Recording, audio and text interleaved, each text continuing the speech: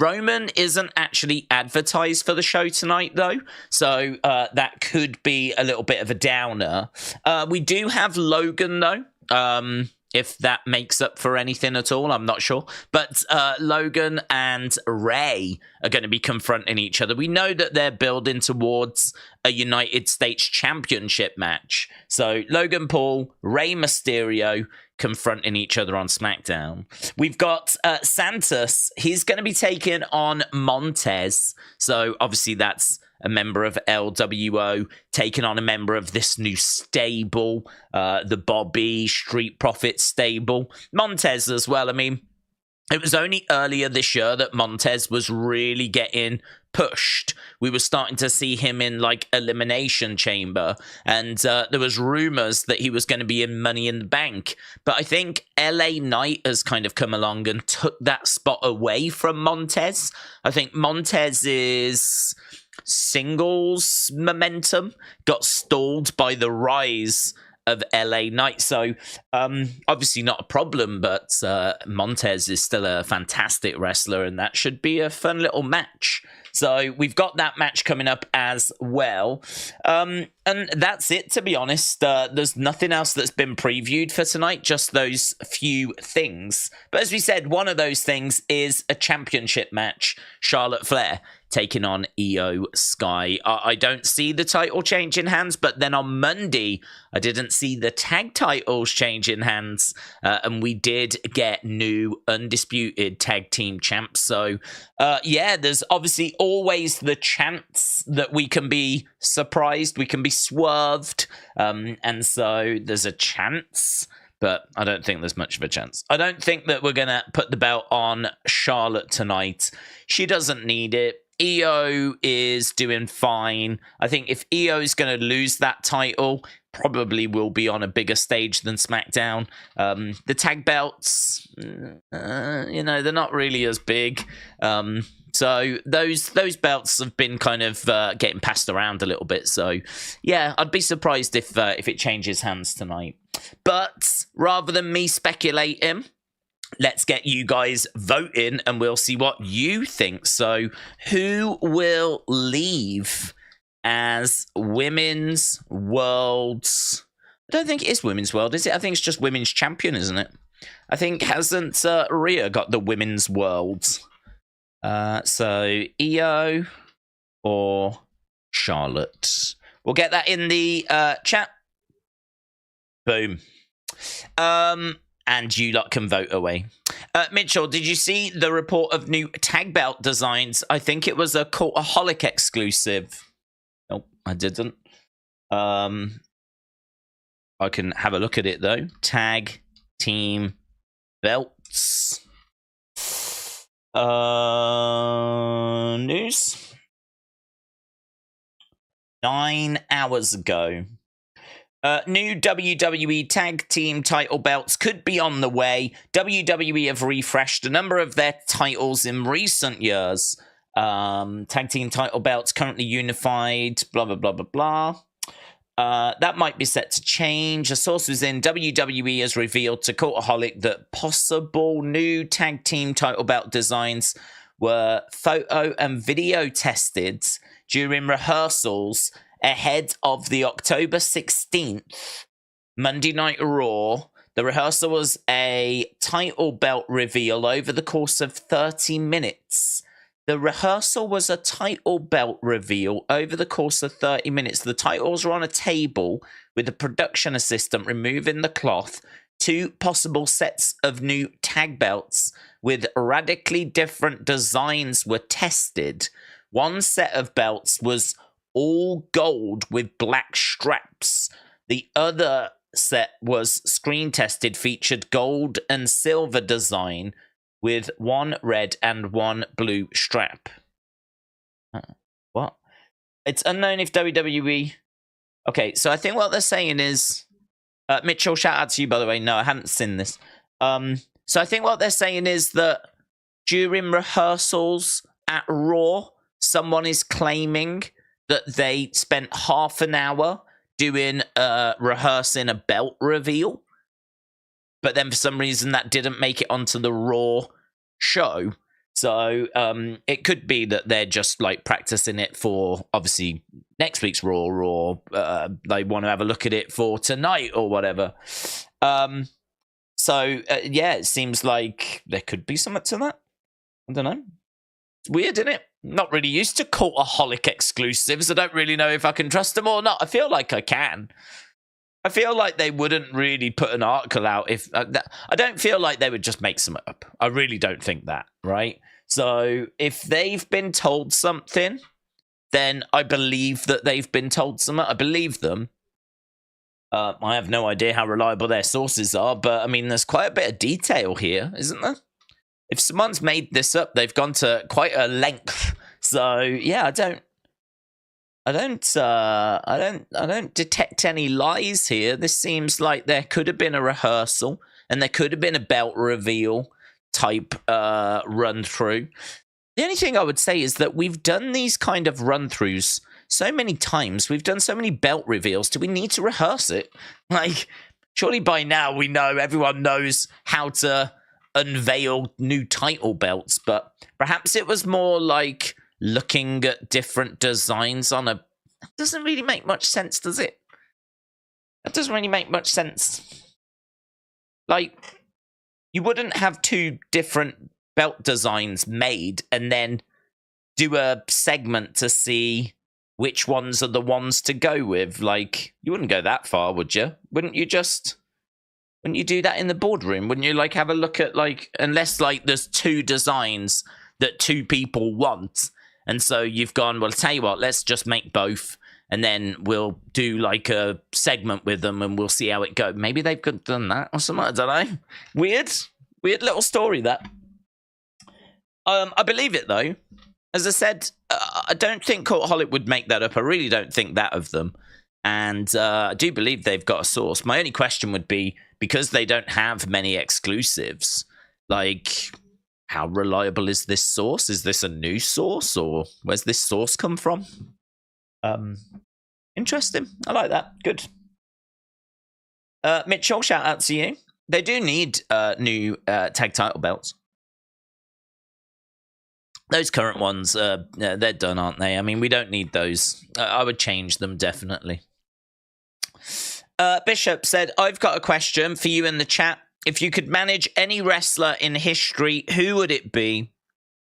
Well, I'd want a wrestler that you could get on TV with, to be honest. I'd want a wrestler that you could have a bit of versatility with. So I would definitely want a wrestler that was fun, but also at times serious.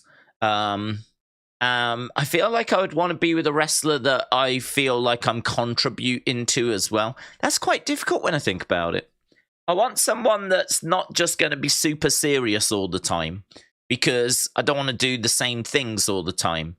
So I was thinking like Kurt Angle, because Kurt was such a great comedic wrestler, but he was very serious at times as well. And he was used a lot and used at the top of the card, which means that you would get onto TV a lot as well. I mean, there's no point being the manager of Akira Tozawa, right? Or the manager of Dana Brooke or whatever, right? You want someone that's going to be on TV a lot, around that main event scene, but someone that's going to do a bit of comedy, that's going to do a bit of serious stuff. Otherwise, like, you might just get bored doing like the same super serious stuff all the time. So there was a bit of variety there with Kurt. But where Kurt falls down is Kurt didn't need a manager. So that would kind of rule that out. So I feel like I'd want to be with someone where I feel like I was contributing to them, but not someone that was just doing the same stuff week in, week out. That's tricky, that is. That's tricky. That is really tricky. Daniel Bryan was like that. He had some comedy segments, of course, but then like he could dial in and get super serious. You know, he had a bit of versatility to his character, but he didn't need a manager. He was quite comfortable talking as well. That's a good question. That might need a bit of thought. That might need a little bit of thought. I'm thinking Kane now. Now my head's gone to Kane, but I mean, you wouldn't really want to the story with Kane coming in, you couldn't manage, could you? Unless you got him after he'd finished with Paul Bearer. But you know, Paul Bearer bringing in Kane, that makes total sense. That is a tricky one. I'll have a think about it.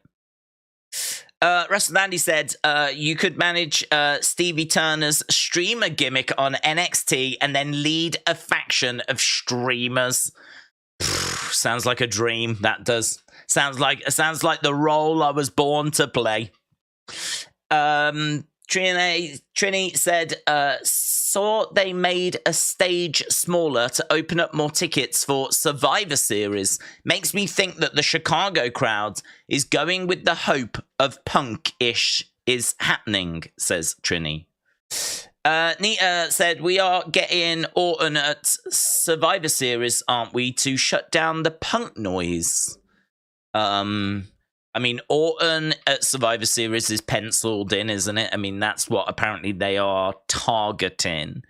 I don't know if they're doing that specifically to shut down the Punk noise. But, yeah, I don't know. The Punk situation is probably working for them, but it might also work against a little because it is definitely adding more intrigue to Survivor Series because people are definitely quite hyped for that show just because there's a chance. But at the moment, the report is that there's no talks. And so there's a good chance that he's not going to show at that show. And so are you just setting yourself up for a big disappointment, as you said, you know? Certainly if you bring Orton out, then that'll probably take the edge off things. So, yeah, that does make sense, doesn't it, if you think about it? Like the crowd getting all amped up, hyped up, desperate for CM Punk, but instead here's, oh my God, Orton, who you haven't seen for how long? I think it was like May of 2022, so probably looking at a good 17, 18 months, which is pretty serious amount of time. So, yeah, that's not a bad shout.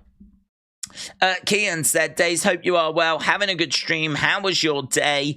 Sorry I haven't been in the chat since Wednesday. I've been tired. That dude, there hasn't been a chat to be in since Wednesday. I'm good. I hope you are well, my friends. Just going back to that people that you would like to manage, I'm thinking Earthquake, right? And the reason why I'd say Earthquake is because when he came in, he was an absolute monster. And then he goes into, like, the natural disasters. And then he goes away and loses a load of weight. I wouldn't follow him to WCW, but, like, when he came back and was doing, like, the Golga stuff, I wonder if there was an opportunity to do something better. I wonder if there would have been an opportunity to have done something a little bit more credible. It's a bit of a shame, to be honest, because, like, I know that some people really like the oddities and all of that, but when you've got someone like Earthquake who had been, like, around the top of the card, when he came back, they put him underneath a mask because he had lost so much weight. And so he didn't he wasn't imposing. He didn't hit the same as he did before. And so they felt like, well, probably a better way of using him is to put him under a mask and put him with the oddities. But it's just sort of crazy that Earthquake, who had been feuding with Hulk Hogan, like, you know, he'd been right at the top of the card when he first came in. It's kind of crazy, isn't it? That, like, you fast forward, 10 years or something. And he's carrying around Cartman and called Golga, and he's under a mask because he'd lost a load of weight. And don't know. I just wonder if, like, you could have done something more there. Maybe maybe doesn't have quite the comedy element that I was looking for, but I feel like you could have got more from Earthquake. Earthquake, I think, is a bit of a missed opportunity. Still a legend. Still love him. I mean, amazing, but definitely feel like a missed opportunity. And certainly if you look at the Golga phase of his career, you know. Dark Knight said, I'd have managed Ronda. Okay, that's interesting. Because I think I could have made her the best of all time. She needed someone on the mic, she did, definitely, to push her to the stars. And I'm better on the mic than Elton John, says Dark Knight. Jim, hello. Shout out to you. Nita said, Kofi says that he is 100% now in everyday physical health. I think we're quite a way off from a ring return if we do ever get one. Wrestlemania said the eras moved so much quicker back then. Bob Backlund and The Rock were WWE champions only 4 years apart. Not only that, but I think the eras were a lot more defined. So, like, you know, the golden era is what? I mean, the golden era ends, what, 5 years? About 5 years before the Attitude Era begins. And you've got, like, just new generation in between. So, like, I don't know, it just feels like a bit messier now, doesn't it? Like, Ruthless Aggression sort of went into PG era. Then it all just gets messy. I mean, I think the eras thing just really breaks apart there. I know there's people that talk about a reality era and a new era and a pandemic era and all this kind of stuff, but I'm not buying it. I'm not buying it. I feel like we went from Ruthless Aggression into PG era and we've never left. And I don't know that maybe you could count the pandemic as a bit of an era, but what are we in now then? The Triple H era. That's what we're in. That's what we're in now. The Endeavor era. I wonder if that's the real eras. I wonder if we went from Attitude Era, Ruthless Aggression Era, PG Era, Pandemic, Endeavor Era. I mean, the eras are never quite perfect, are they? You know, there'll always be a little bit of debate as to what was 1993. Is that golden era or is that new generation era? So coming out of the pandemic, people might be like, well, what about 2022? We weren't in the pandemic there, but we weren't with Endeavor. And it's like, yeah, well, you know, just a little, does that mean shut up? But AJG says, thank you. Hello, everyone. AJG, shout out to you. Days wishes he could have managed Tatanka. Tatanka, that's interesting. Do I think I could have managed Tatanka? I would have liked to have done the yee. Oh man, do you know who I would have loved to have managed? Actually, scrap it all. We spoke about them the other day, Bushwhackers. Bushwhackers. Imagine that. Imagine, like, you don't get the seriousness, because unfortunately they weren't the sheep herders in WWE. But, I don't know, maybe if I'd managed them when they were the sheep herders and they were, like, messing people up. Like, for real, like, proper badasses. And then they come into WWE and they're just doing, like, the real silly, corny, but amazing comedy stuff. I reckon you would have had a great time with them. You would have had a great time. That would have been fun. I tell you what, though, if I was to go back to the golden era, as everyone knows, the greatest of all the eras, I would have done whatever I could just to have hung out with Gorilla Monsoon and Bobby the Brain Heenan. As long as I could hang around with those two, then I feel like I'm doing all right. That would have been great. Imagine that, hanging around with Mean Gene, hanging around with Bobby, hanging around with Gorilla. Like, goated, mate. If Randy returns, which title will he go for, said the Beach Kevin. I don't know that he will, but to be honest, if Randy returns, then I think he is returning with, I think he's different. I don't think that he's going to be quite the same as he was. And the reason why I say that is because I don't think you go through this kind of an injury and come back quite the same, and certainly not at his age as well. So, you know, for him to have been out, I mean, how often do you see someone go out injured and not return for 16, 17 months? I mean, that is... Because we haven't really heard much about it, I don't think people can appreciate what it is that he's actually gone through. But for him to be out the ring this long just speaks volumes. It really does. To me, the surgery that he had and everything, there's been rumors, haven't there, that certain doctors have said, we don't think you should return.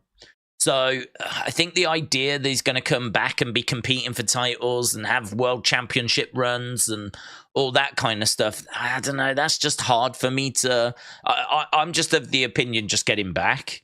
Just get him back. Honestly, if he comes back and actually gets in the ring and actually starts having matches again, just be satisfied with that, man. Just be satisfied with that. That'll be as great as him winning a title, because it really feels like we were super, super close for him to not be coming back. And to be honest, he still ain't back.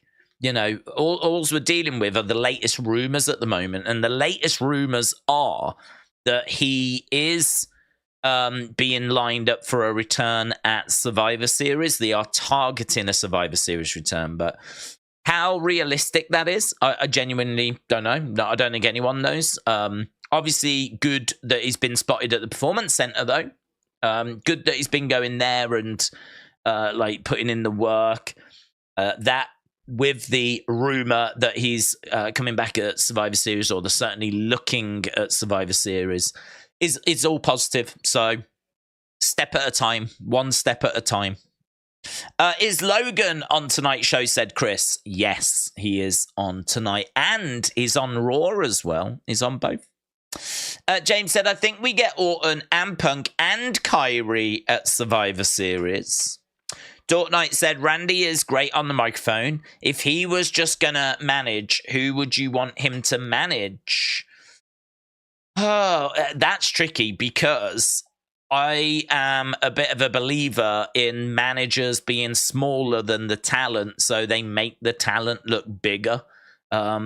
So the idea of Randy being the mouthpiece for someone is hard, because he is going to be bigger than most people on the roster.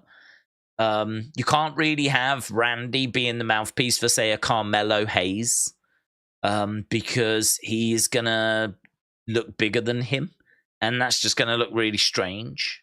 So you kind of need him to be the mouthpiece for someone like Omos, you know? You kind of need him to be the mouthpiece for some, like, giant. Because otherwise, you're probably doing the talent a bit of disservice. So I don't know. I don't know that he could be a manager for that reason. I don't know. I think that he could be a GM. I think he could be a manager of Omos. I don't know if that's the right way forward either. I think he could go on to commentary. GM would feel like a good role for him. I think he could go into being a GM.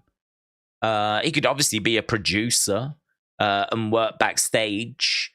He could just be a legend that comes in. Like, if it's if it's a case that his career is sort of, I don't know, that's difficult, isn't it? I was thinking, could he just come in for the odd Rumble? Could he just come in for the odd Legends appearance at Raw? Could he just come in and do, I don't know, like what the $1 Million Man does, you know? Could he be like one of those where his in-ring is done and he turns up for certain shows and he turns up for WrestleMania and he does his, you know, little bit, comes out, you know? I mean, that would be kind of cool. You could use him in that role. The Undertaker role, you know? Kind of the role the Undertaker is in now, where Undertaker pops up. It would probably be that, I would imagine. It would probably be that. Or maybe he'll get the bug and he'll go down and he will start training people. Just like Sean. Maybe he'll, just enjoy the Performance Center. He could definitely be a producer, and he could definitely produce matches. They would definitely try and find something for him. I've got no doubt about that. Manager, though, I'm struggling a bit with that. I'm struggling a little bit with that. Unless he's like the manager of a stable, then there could be some smaller guys in there, but there would still have to be some big guys as well. I mean, he couldn't be like bigger than the talent, as we said. So, yeah, interesting. Bora said, do you think that Brock is done wrestling? Do you think he'll put Gunther over at 40 and pass the torch? I don't think he's done wrestling, no. I believe he is done this year. And do I think he'll put Gunther over at WrestleMania 40? I haven't heard any rumors about what they're doing with him at WrestleMania 40. I mean, there's every chance that Gunther goes after a world title at WrestleMania 40. So I can't say that it'll be him against Brock. Definitely a match I think they should do at some point, though. Definitely. But yeah, I think that Brock's still going to be around for a little bit. Kashawn said, now that Kevin has been traded to SmackDown, do you see him staying face or turning heel? I don't want to see him versus Roman for the millionth time. Well, I suppose you've got some options. Him turning heel would be interesting. And actually, if he does turn heel, I'm very grateful they didn't have him turn on Sami. Because if you're bored of Roman versus Kevin, I'm bored of Sami and Kevin like turning on each other. And I'm not bored of their matches. Like, I could quite happily watch Sami against Kevin till the cows come home. I mean, they've got such incredible chemistry. But what I do struggle with is watching them turn on each other, because we've just seen it so many times down in NXT, on the main roster. I absolutely did not need that to happen again. So I thought this was a good way of separating them. I'm very excited as to what it means for Sami more than I am for what it means for Kevin. The reason is because Kevin has already been Universal Champion. He's already had some incredible segments like the Festival of Friendship. Whereas Sami has been waiting for those moments. He's had the Bloodline stuff, but that really is just where we've got started. I mean, honestly, pretty much anything that happened with Sami before the Bloodline, I think you could largely throw it away. I know that he won the Intercontinental Championship a few times, and that obviously can't be discredited, but the IC title at times didn't really mean much. I mean, when Sami had it, it was being passed around between like Ricochet has won it. Ricochet, Shinsuke. I mean, Shinsuke's reign was horrible. Sami had it for a hot minute and then lost it because of Johnny Knoxville. And really, it was just a way to further that feud. So it wasn't like it was back in the day when Bret Hart was Intercontinental Champ, right? Or like it is now with Gunther. It was sort of a bit, I don't know, the IC title really lost its way, to be honest. Really lost its way. And I think that's actually something that Triple H had kind of spoke about, is if he knows that if those mid-card belts are going to mean something again, they have to be treated as important. And I think, you know, he's slapped it on Gunther. Gunther's had bangers. And I think, I mean, look at how that has worked for the IC title. IC title is just goated in it now. It's brilliant. So, I mean, he's really restored that back to kind of relevancy. And the United States title, maybe not so much, but it's on Ray. It's going to be involved in a big feud with Logan Paul now. So you kind of look at that and go, well, to be honest, the US title's not in a bad place as of today. The Intercontinental Championship is maybe as relevant as it's ever been. So, you know, we've done some great work with those mid-card titles. But when Sami had them, it wasn't quite that way, to be honest. So I'm more excited for what the future's going to hold for Sami. Definitely, because I really want him to win that world title. And he's had mid-card titles quite a few times, but never been able to kick on.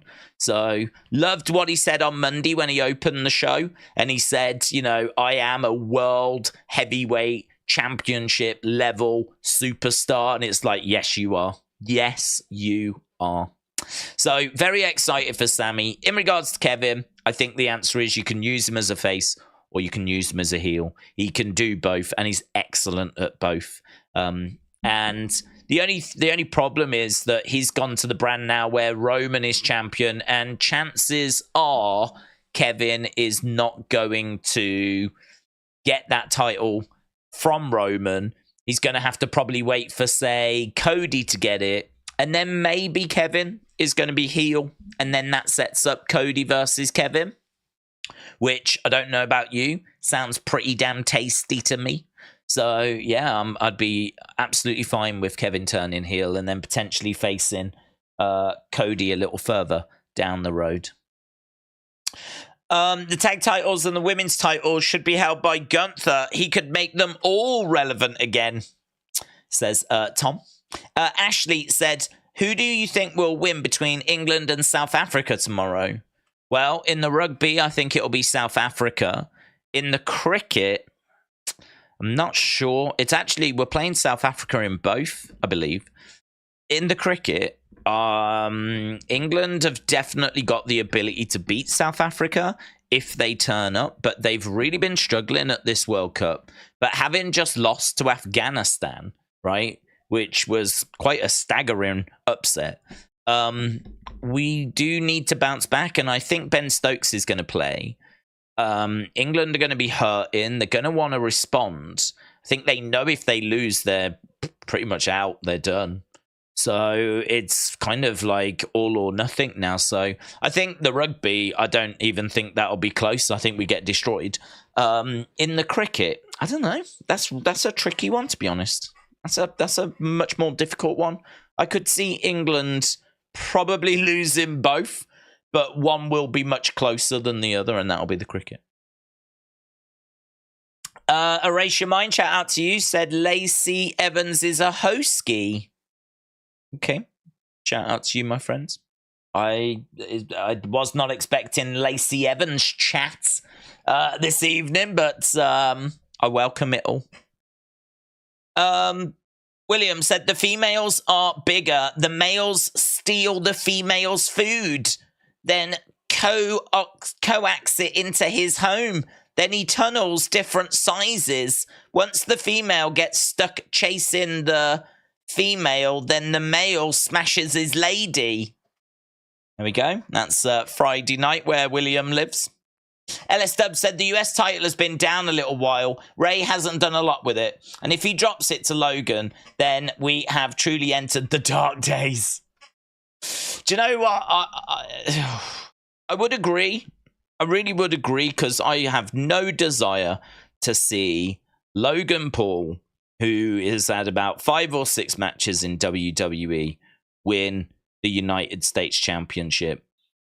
But I can't get that image out of my head of him like standing opposite LA Knight and LA Knight standing up to Logan, because make no mistake about it, Logan is not appreciated by the WWE fans. There are some in the WWE universe that appreciate him, but the vast majority don't, and the reactions are very clear for everyone to see, and you'll see them again tonight.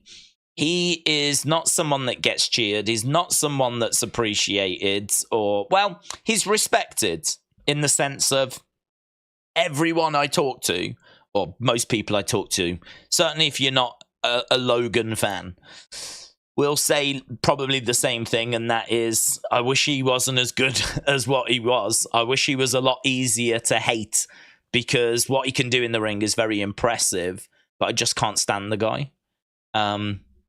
So I totally understand why people don't want to see that belt on him. And to be honest, is there anyone that hates celebrities in wrestling more than me? Like, I think you're going to struggle to find someone that hates celebrities in wrestling more than I do. Just can't get that image out my head, though, of him having the belt and LA Knight standing up to him.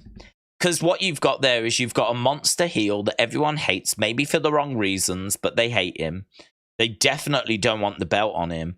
And then you've got this monster baby face that's going to try and get that belt off him. And I think he could. I think LA Knight could get that belt from him. And LA Knight having a belt will go down very well. Logan no longer having the belt will go down very well.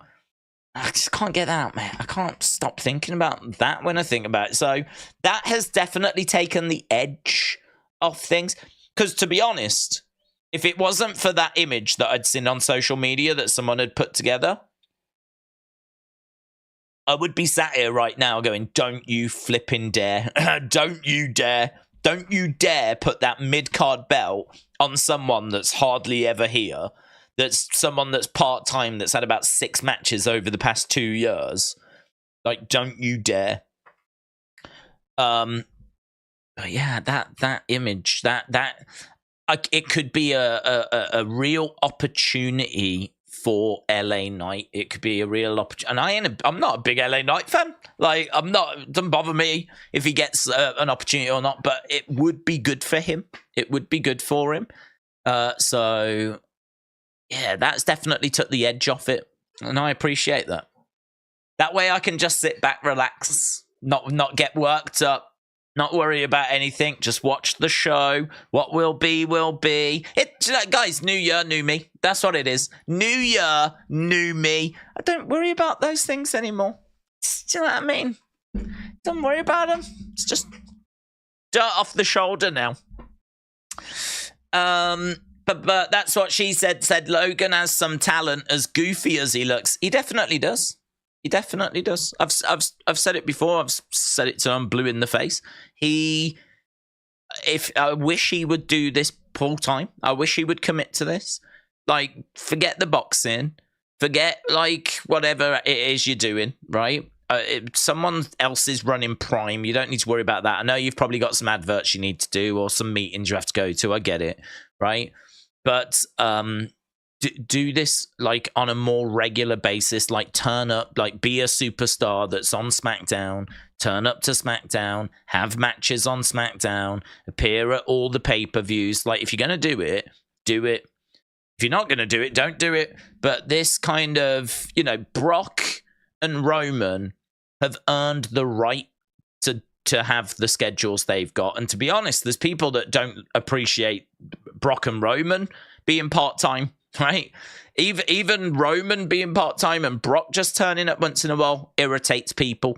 So, can you imagine how much it irritates them with Logan? So, yeah, if you're going to do it, do it. If you're not going to do it, don't do it. Like, this kind of turning up just for the big shows. I mean, there's 2 ways of looking at it. You can either say, like, he just turns up at the big shows because, he wants the most. He don't want to do the graft. You don't want to do the grind. You don't want to do, like, I think there's real respect for people that go out and do the house shows. There's real respect for people that go out there week in, week out, that are on the road, that's how you call yourself a proper wrestler. If you want to be a professional wrestler, that's how you earn that badge. If this was the Scouts and you wanted your wrestling badge, it's not about having 6 matches within 2 years. It's about doing that grind. It's about being on that road. It's about hitting the towns. Yeah, that's how you get your wrestling badge. So you can look at it that way, or you can look at it as, well, WWE only want him for the big shows because that'll be like the cherry on top for the big shows. It'll be the boost for the big shows. Like, the talent they've got week in, week out, their bread and butter, that's fine. But when you get to a big show, you make it a big show by bringing in people that aren't there all the time, like your Logans, etc. So there's 2 ways of looking at it. It's 2 different schools of thought on it. So be up to you as to which way you go with that. But, yeah, I can understand, like, people not being on board with him winning this title. But, as I said, I think that he is still very athletic, very explosive, definitely puts the work in when he is there, right? I don't think he rocks up and just sits around backstage. Like, he is putting the graft in when he's there. He's definitely putting that work in. He's definitely looking to impress. There's something in him. He wants to show off. He wants to impress. He doesn't want to be embarrassed. I think he really commits so that he isn't embarrassed and he doesn't embarrass himself. He wants to, like, be the best, basically. If he's going to do boxing, he wants to be the best. If he's going to do wrestling, he wants to be the best. If he's going to do podcasting, he wants the best podcast. He wants to be the absolute best at whatever he does. I've got respect for that. Definitely got respect for that. So, but the main frustration still remains that you want him to do it more. If you're going to do it, do it. If you're going to call yourself a WWE superstar, turn up. How about that? But he is tonight. He's going to be here tonight. And as we said, he's here on Monday as well. Aaron, shout out to you, my friend. I hope you are well. Days, I hope Iyo retains. But whenever Charlotte is in a title match, I think she's winning. How are you doing? Thanks for everything you do. I'm doing good, thank you. I had a pretty crazy couple of days. I had so many appointments. Like I've said before, life has to kind of fit into those kind of quieter moments. So I ended up going to the opticians, get that sorted. Routine checkups thing, but you know, it had to be done. And the last of my kind of dental work, I've said before, I went to the dentist because I chipped my tooth and it was razor sharp. This was about a month ago, 3-4 weeks ago. Razor sharp. Got it fixed, like emergency thing. But whilst I was there, I was like, can I get like a checkup and everything? So it's actually been, I hadn't been since before the pandemic. So I was like, can I get like, you know, so they booked me in for that. And of course, as you can imagine, they were like, right, you need 3 fill-ins. We could probably do this as well, and blah, blah, blah, blah, blah. So it's just meant that I've been going back and like the fill-ins have been quite big, like proper like injection, local anesthetic, drilling down. Not actually going to like the nerve or anything, but just real like getting down pretty close to where the nerve is. And putting like big fill-ins in, not just like little things on the top, but just, I don't know, building whole new teeth. You know what us English are like. We're kind of renowned for having bad teeth. But in actual fact, like I think considering I haven't been to the dentist in about 4 years or something, it's probably not as bad as I thought, but just meant I had to go a few times. So had all that to deal with as well. So just been a bit busy over since you last saw me during that AEW stream. I've just had a few appointments and horrific dental procedures, which honestly weren't that bad. If you are someone that's a bit about the dentist, it was absolutely, I didn't feel there was. I've been about 3 or 4 times over the space of 4 weeks, and everything's done now, so I'm in a great place. Dentally, I've never been better. But yeah, at no point did it hurt. Never hurt. Just uncomfortable. As they're like drilling down. It's just uncomfortable, but never hurts. Stephen said, good evening, Days. How are you? I'm good, thank you. Our game was postponed with Ipswich against Rotherham due to a bad storm. I did see that. I hope Smackdown is going to be a good show. Love the show as always. Stephen, shout out to you, my friend. Anna said, prayers for your hubby, Trini. Will be watching news. Gonna be missing in action. Need to spend time with my man, says Trini. I hope everything's all right. The hubby has been deployed to Israel. Doesn't get easier after all these years. Jesus, keep him safe. Trini, shout out to you. That's hard, isn't it? That's very, very difficult. Yes. Thoughts with you. I hope everything will be fine. Everything will be fine. And as you said, Jesus, keep him safe. So, Trini, shout out to you. Definitely in our thoughts, my friends. Kashawn said, do you remember when Shinsuke and Cesaro were tag team champs? If you don't remember, it's because they were during the pandemic era. Well, I do remember the pandemic era. I mean, you are right. I have tried to block most of it. I have tried to mentally erase it, so you are right. That's what she said. I think Bianca will return during Iyo Charlotte.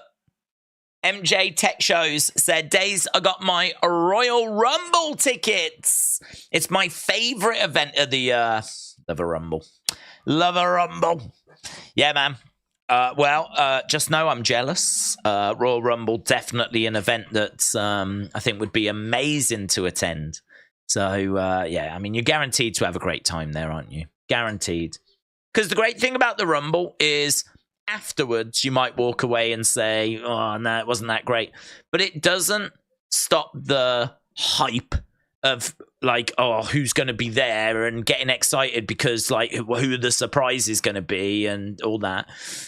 And then as you're counting down at the show, You know, you don't know who's coming out next. Could be anyone. So even if it turns out to be a bit of a rumble, which it might not, it might be amazing, right? Because don't forget, it is WrestleMania 40. So we've got to build towards a pretty big WrestleMania. So, you know, I would imagine that the Rumble is going to be a bit juicy as a result. But, yeah, even if it turns out to be a bit like, oh, I've seen better. Yeah, just remember how amazing it was actually being there, counting it down, getting excited. It could be anyone that's coming out. Like, I think you're always guaranteed to have a great time when you go to the Rumble. Because, as I said, in that moment where you're counting it down, it could be anyone. Like, that is just exciting, isn't it? That is just exciting. But I always think of The Dentist being like a horror film, said Dean. Well, I've never been a fan of going to the dentist. I don't know that anyone has ever been a fan of going to the dentist. But I've never been afraid of going to the dentist either. So, yeah, I don't know. I mean, like, I had to go. I had to. And actually, in retrospect, it was good that I chipped my tooth because it was razor sharp. I remember doing a stream. And I couldn't tell you what stream it was, but it was about a month ago.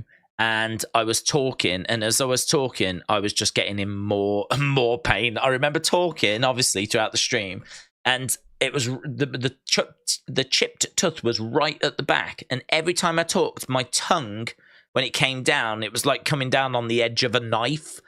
And it was painful, but the more I was talking, the more sore my tongue was getting and the more painful it was getting. And by the end, I was like, really like, I had to get it sorted. I had to. And then like she did like x-rays and everything. She's like, yeah, you got 3 fillings that you need. One of them in particular looks quite big and blah, blah, blah. And you're like, oh God, here we go. But I've had it all done now. And honestly, not a single moment was painful. Not a single moment. It was all absolutely fine. So I think it's all mental in it. You just get yourself worked up like, oh my God, it's, you know, it's going to be my nerves. She's going to like, yeah, you do think of those evil dentists from horror films, don't you? And you get all that imagery into your mind, but the truth is very different. Bonkers says, Bianca return is going to cost Charlotte. I don't give a rat's about both, to be honest. Imagine going to the dentist and it's Isaac Yankem. Well, that would be good and bad. It would be bad because there ain't no way that I'm having my dental work done from Isaac Yankem. But it would be good because what a photo opportunity. Do you know what I mean? Imagine rocking up and like it's you and Isaac Yankem. You're like, oh, no way. Get a picture. People are like, why is Kane? Why is Kane in Telford, England? I don't understand. And why is he pretending to do his Isaac Yankem gimmick? Like, what's going on? There'd be way more questions than answers. But yeah, that'd be a lot of fun. So it'd be a mixed bag. It would be a mixed bag. Days, prayers up for the chat. Keep Trini's family in your prayer. Definitely. Definitely. We've sent our love and we will continue to do so. I hate going to the dentist, said Jim. Once they had to break my jaw to get a tooth out. Had to break your jaw? That doesn't sound right. Are you sure you wasn't just in like a fight? What? Where did you go down? A back alley? What's that? What do you mean they had to break your jaw to get a tooth out? Is that a thing? I've never heard of this. Is that a thing? They had to break your jaw? Right. I've had a fair bit of dental work. I've had teeth out as well. Never have I ever heard of that. Now, it could be a thing. I'm not going to say that it's not a thing. And if you're saying that you've had it done, then respect. But, oh my God, that sounds horrific. And that sounds like something Isaac Yankem would do as well. That does sound moody. There is no way South Africa will beat England again. It will be England. Watch this space, said Ashley. I've heard the dentist of breaking jaws, says Salami. Britt Baker is a qualified dentist. Well, that would be good. There we go. I should have seen her. That would have been sick. And I would imagine very expensive. Bembo said, can you imagine what WrestleMania 50 is going to look like in 2034? I would guess not too dissimilar. If you look at how WrestleMania 30 compares to what WrestleMania will probably be next year, I mean, I don't think they'll be too dissimilar. Unless Endeavor are going to really shake things up, you know? But as to who's going to be in the main events, it'll be different from a personnel point of view, but from a presentation point of view, it's going to be fireworks, it's going to be stadiums, it's going to be a big stage. Don't know. I don't really know what more we can do innovation-wise, you know? But personnel-wise, yeah, I can imagine that it'll be drastically different. Undercover Manager said, tip for people going to the Rumble, do not look at social media the week before. The countdowns will be more exciting for you because there is a surprise. It'll spoil it. That's a good shout. Alan said, do you think LA Knight will win the Royal Rumble? No. The People's Wrestling Channel said, will Reigns still be champed by Mania 50? I don't think so. Jim said, legit, he was pulling and twisting and I could hear it crunching. Boomer said, Tony will make an announcement on tonight's Rampage. Doesn't he always? James said, I hope Britt doesn't botch doing dentistry like in Ring. WrestleMania 50 will be a 3-day event, said Jim. You're right. You're right. It'll be a week-long event. 2 weeks. It'll be the whole month. Different night, each night of the month. Bunkers said, Sap said on X, betting the favourite for the Rumble was Rock and LA Knight. That is wrong. Paddy Power has it 4-1 Gunther. Ashley said, are you streaming the rugby tomorrow? No. Undercover Manager said, tip for people going to... Oh, we read that one. I missed the Funkadactyls theme song, said Justin. Well, Justin, you can find it on YouTube quite comfortably. You don't need to miss it. It's out there for you.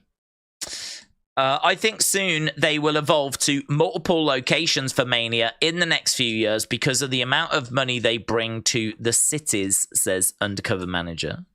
Bembo said, where do you think WrestleMania 50 would be? Well, the immediate answer is Madison Square Garden, isn't it? But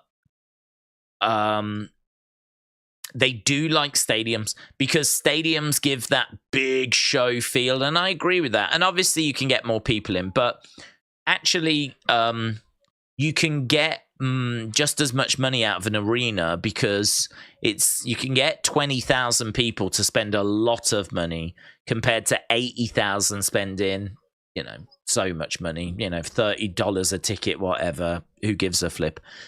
Just charge 20,000 people like thousands of pounds instead.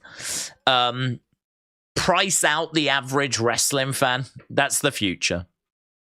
I would much prefer that you do it in a stadium and allow as many people to go as possible. But, UFC, for example, don't go down that road. UFC could do stadiums. They've actually got a monstrous show tomorrow that we're doing the watch-along for. They've got Islam Makhachev taking on Alexander Volkanovski. That is the number 1, number 2 on the pound-for-pound list. They have fought earlier this year, and it was so close. People were very split on who won, but it was Islam that got. But yeah, there's a real kind of belief that Volkanovski could get it done tomorrow. So massive show tomorrow. They could easily be selling out stadiums, but instead they do arenas. So WrestleMania 50, you think, well, they could go back to Madison Square Garden because that's where the first WrestleMania was held. It's obviously where WrestleMania 10 and 20 were held as well. But there has been a real effort to get to stadiums. So, I don't know. I mean, do we just go back to, I don't know what the stadium is in New York? We have been there. I'd imagine there's a few. Wherever the New York Giants play. Or whoever is their football team. I don't know. I think it is the Giants.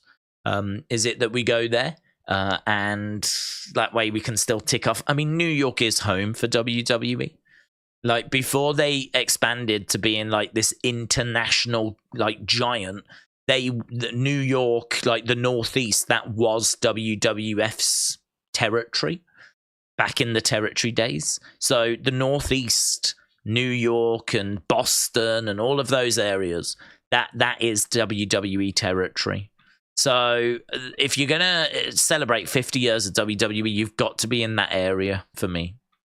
Unless you're gonna make a real statement and like, you know, go abroad or do something big. And but I don't think you would do that. Not for 50. You could maybe make a statement at 51.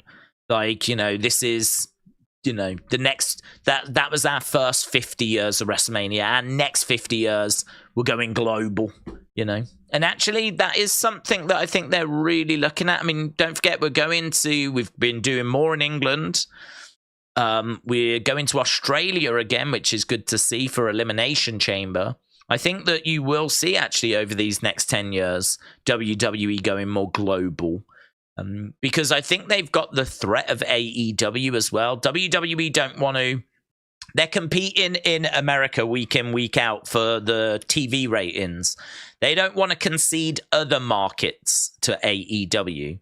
So I think their product will be going abroad a lot more to make sure that AEW don't beat them in certain markets and they're not getting left behind. Because, you know, maybe some of those international markets, WWE is maybe not quite as strong because they don't visit them. You know, like, I don't know, Indonesia. Did WWE ever go to Indonesia? I have no idea. I don't think they do. So if AEW was to do a show in Indonesia, would they be able to leapfrog WWE in that country? Could there be other countries internationally where AEW could get the jump on WWE? Places like the UK are pretty much nailed for WWE. Like, they will always draw a house here, right? But we've seen that so will AEW. I mean, 80,000 at Wembley is... You can't turn your nose up at that. And I can definitely see AEW starting to go abroad a bit more. And as a result, I think WWE will. So, yeah, next 10 years, I think you will see more international shows and maybe an international WrestleMania.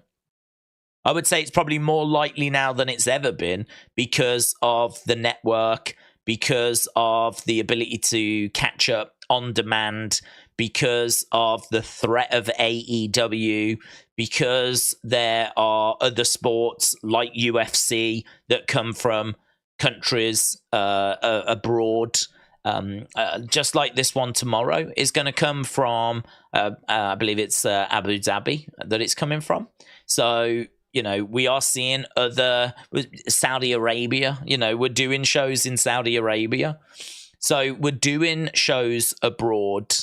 And so, I don't know, all of a sudden now it's not just the American market that they're having to think about. They are thinking more globally. So that's got to be a good sign for a foreign WrestleMania at some point. I know they've been to Canada, but you know what I mean. I'm talking UK, I'm talking Australia, I'm talking India, I'm talking Japan, I'm talking Africa, Mexico, you know, somewhere where they haven't been.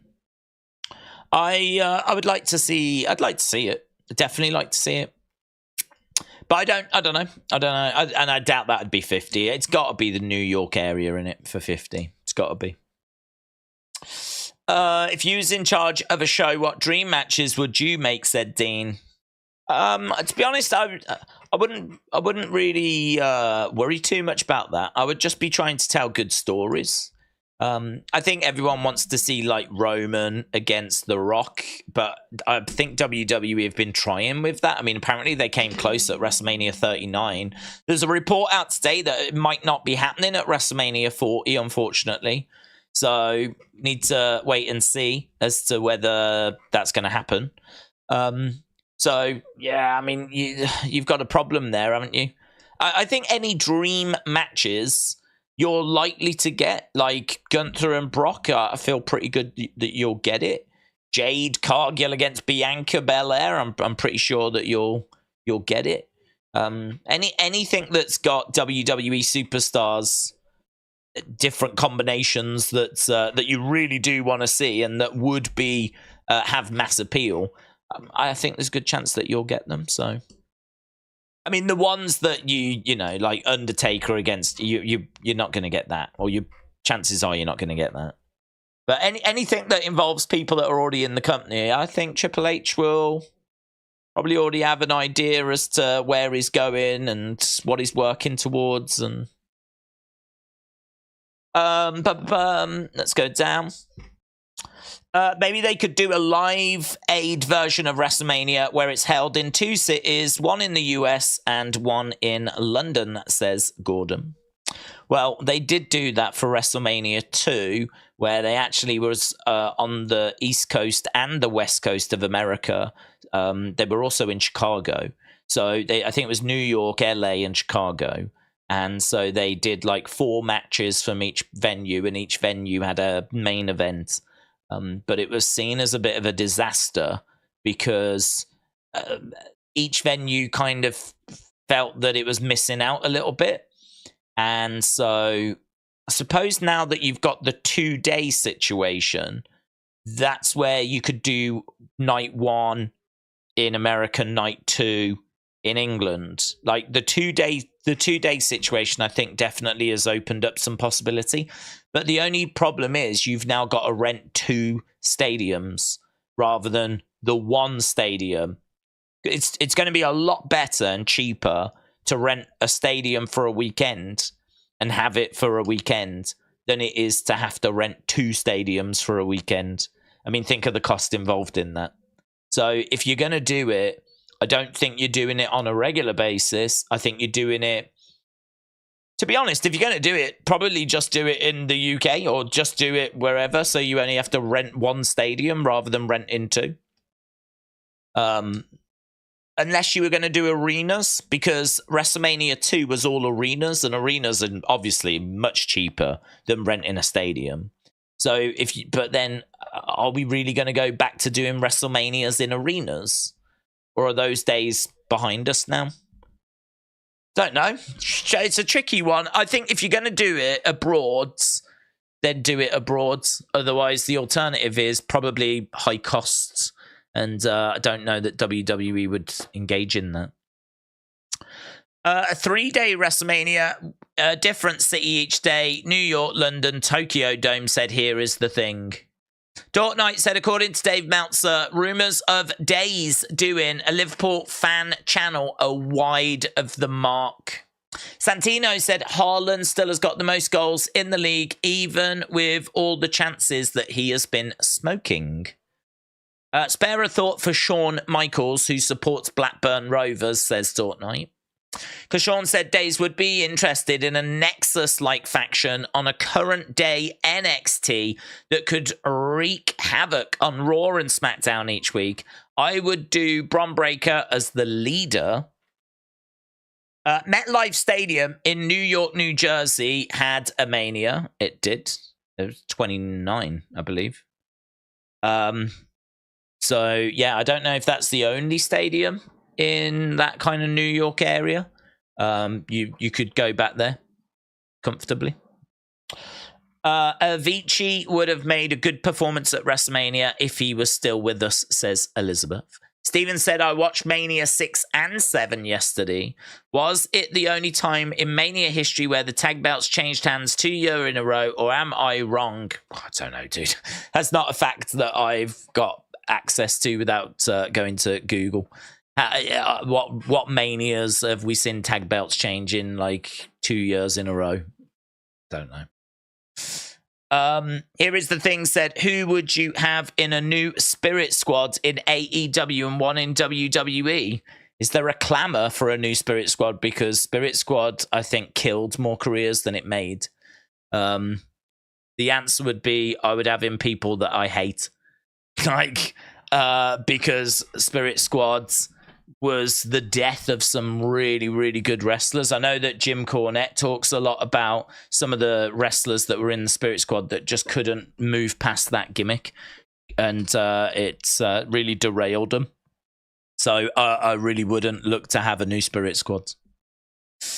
Ellis Stubb said, I would rather see them go all in on a 2-day London WrestleMania. Don't split the days over 2 locations. That feels like a way to do it without really doing it.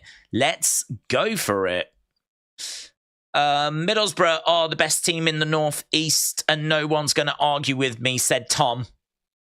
There's a few stadiums, said WWE AEW fan. What, in the New York area?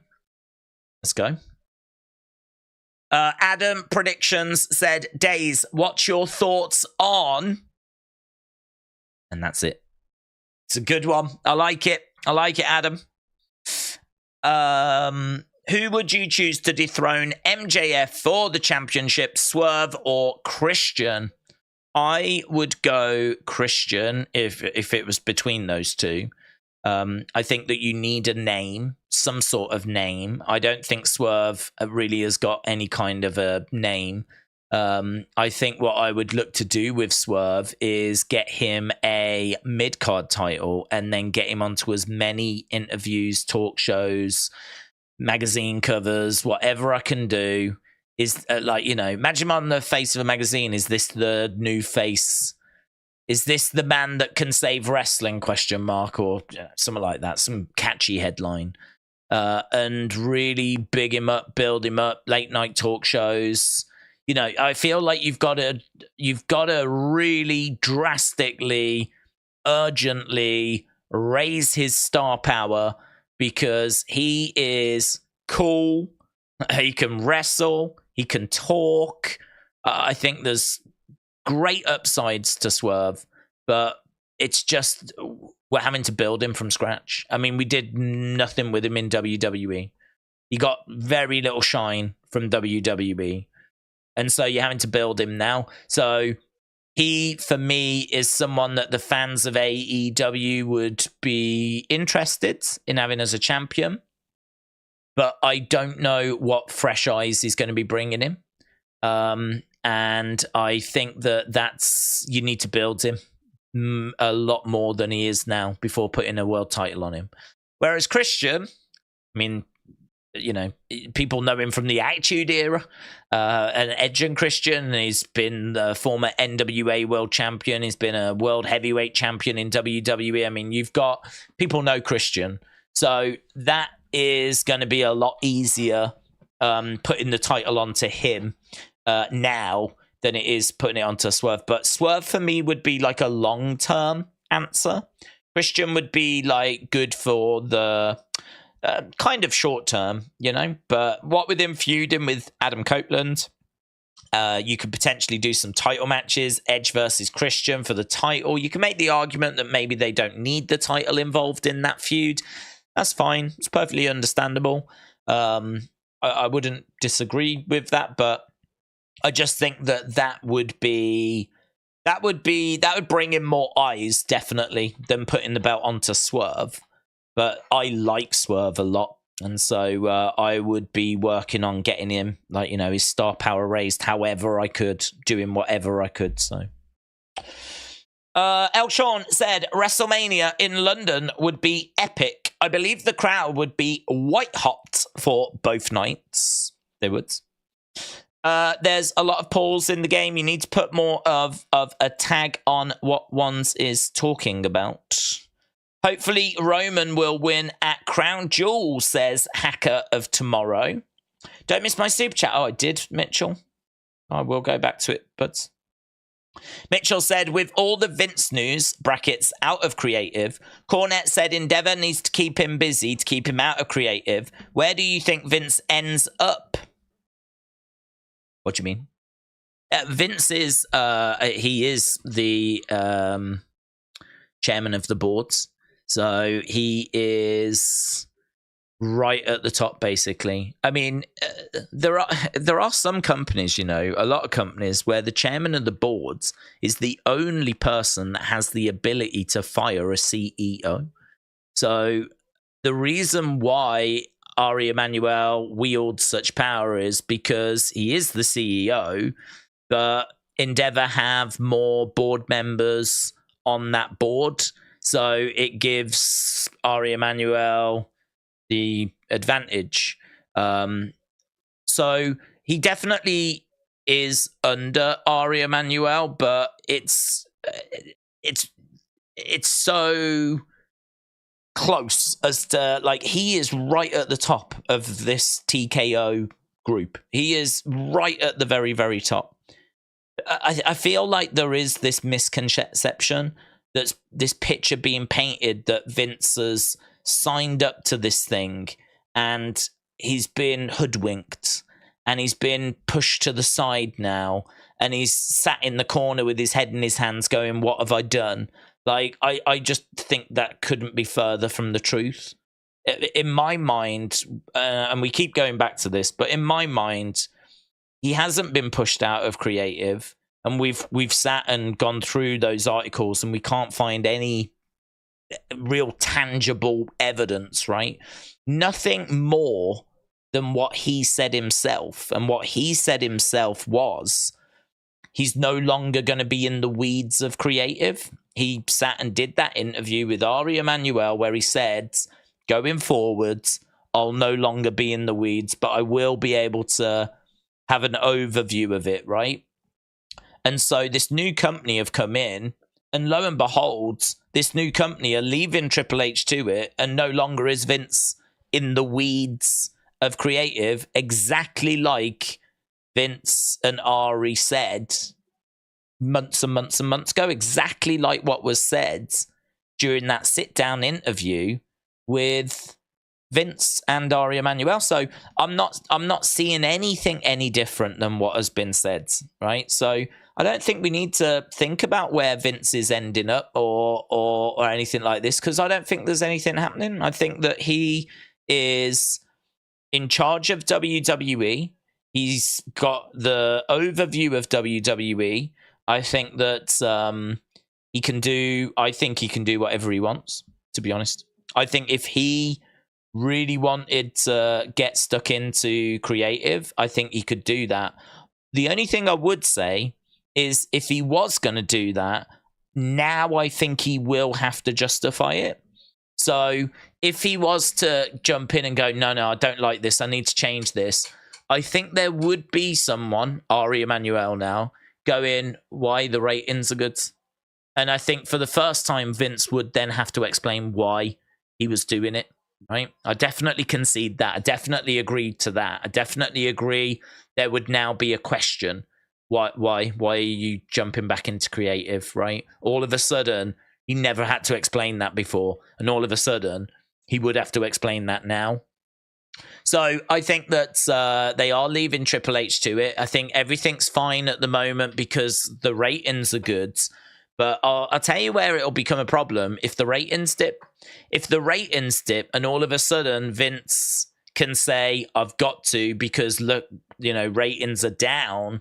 We're nowhere near where we were this point last year, blah, blah, blah, blah, blah. Then, Vince will jump in and I definitely see him taking over the reins to creative. It's funny how a lot of those articles, in fact, near enough all of those articles, if you actually sit and read them, they say that Vince is out of creative, as per Ari Emanuel, he's been overruled. But all of those articles say, but this can change.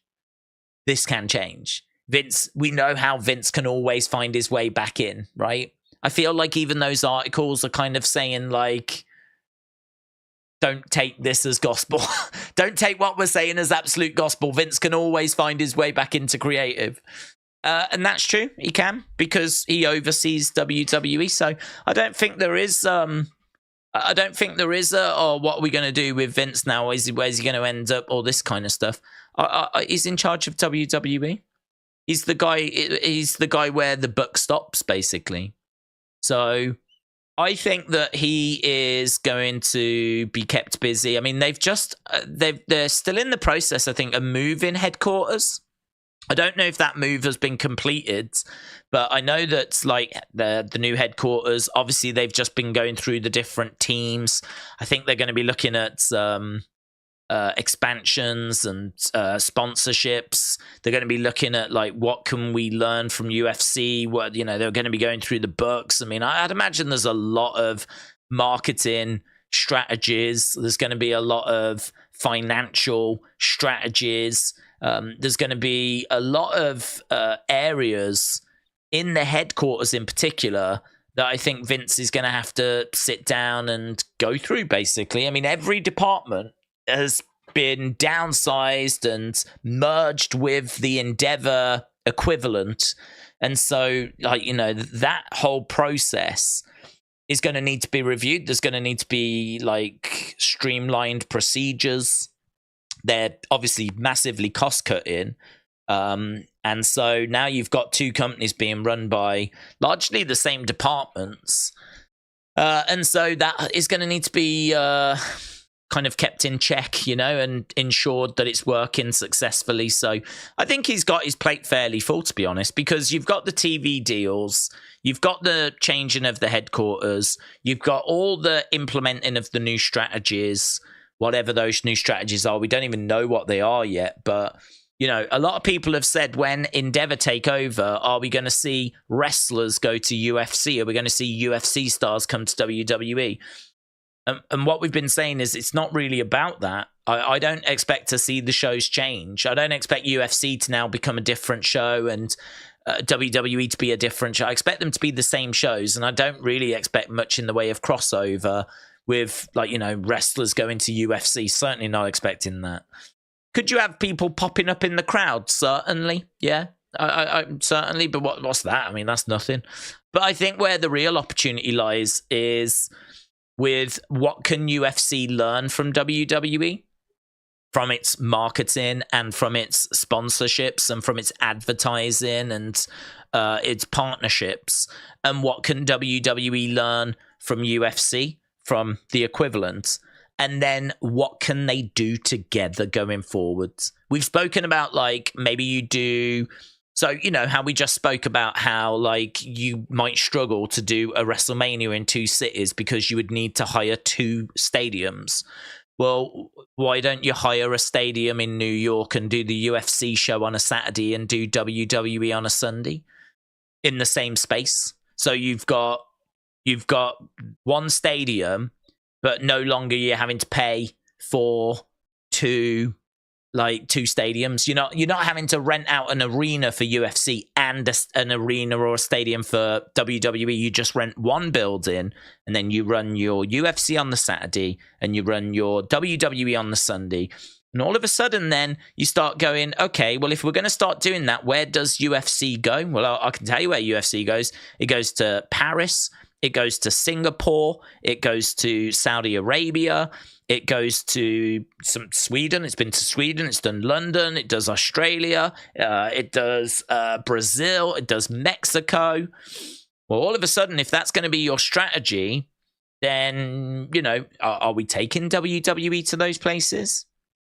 Do we need to do work in those places to kind of, you know, build up to, like, all of a sudden, all this stuff just opens up, you know? So for me, I completely believe that Vince is not involved in creative at the moment. But again, if you read those reports, apparently he hasn't been involved in creative for pretty much since he left. The only things that he has been doing is just sending in some last minute changes, some last minute suggestions. He's not been at the shows. He's not been attending creative meetings. He hasn't been doing that all year. He hasn't been doing that since he left and gave the job to Triple H. The only exception was WrestleMania, apparently, and the Raw after WrestleMania, because he was around for that show. Other than that, he hasn't been involved anyway. So we keep talking about this. What's meant to have changed? Because it's not like he's been there and now all of a sudden he's not there, because he ain't been there all year. So what's meant to have changed?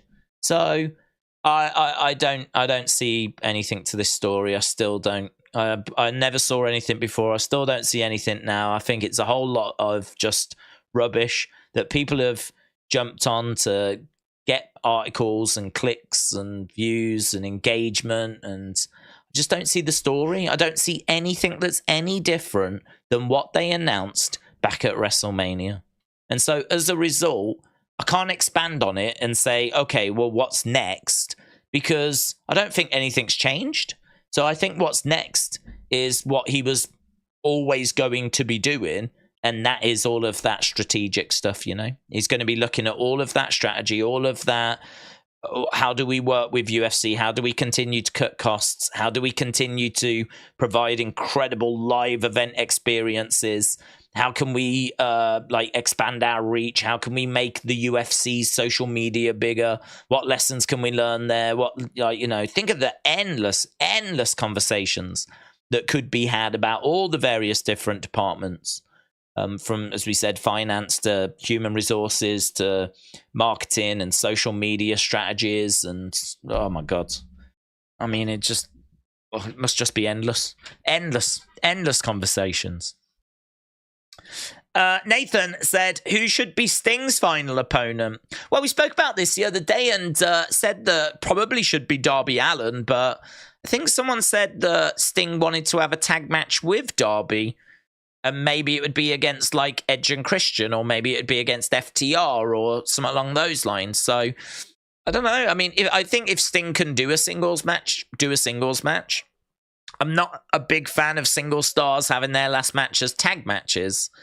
I understand if you're someone like Ric Flair, you might struggle at your age or that age to actually do a single match. And maybe Sting is the same. But I think if there is a way of us carrying Sting through a singles match, then I would much rather that we get an absolutely incredible in-ring technician, someone like a Bryan Danielson or a Kenny Omega, someone that can like carry their end and carry Sting.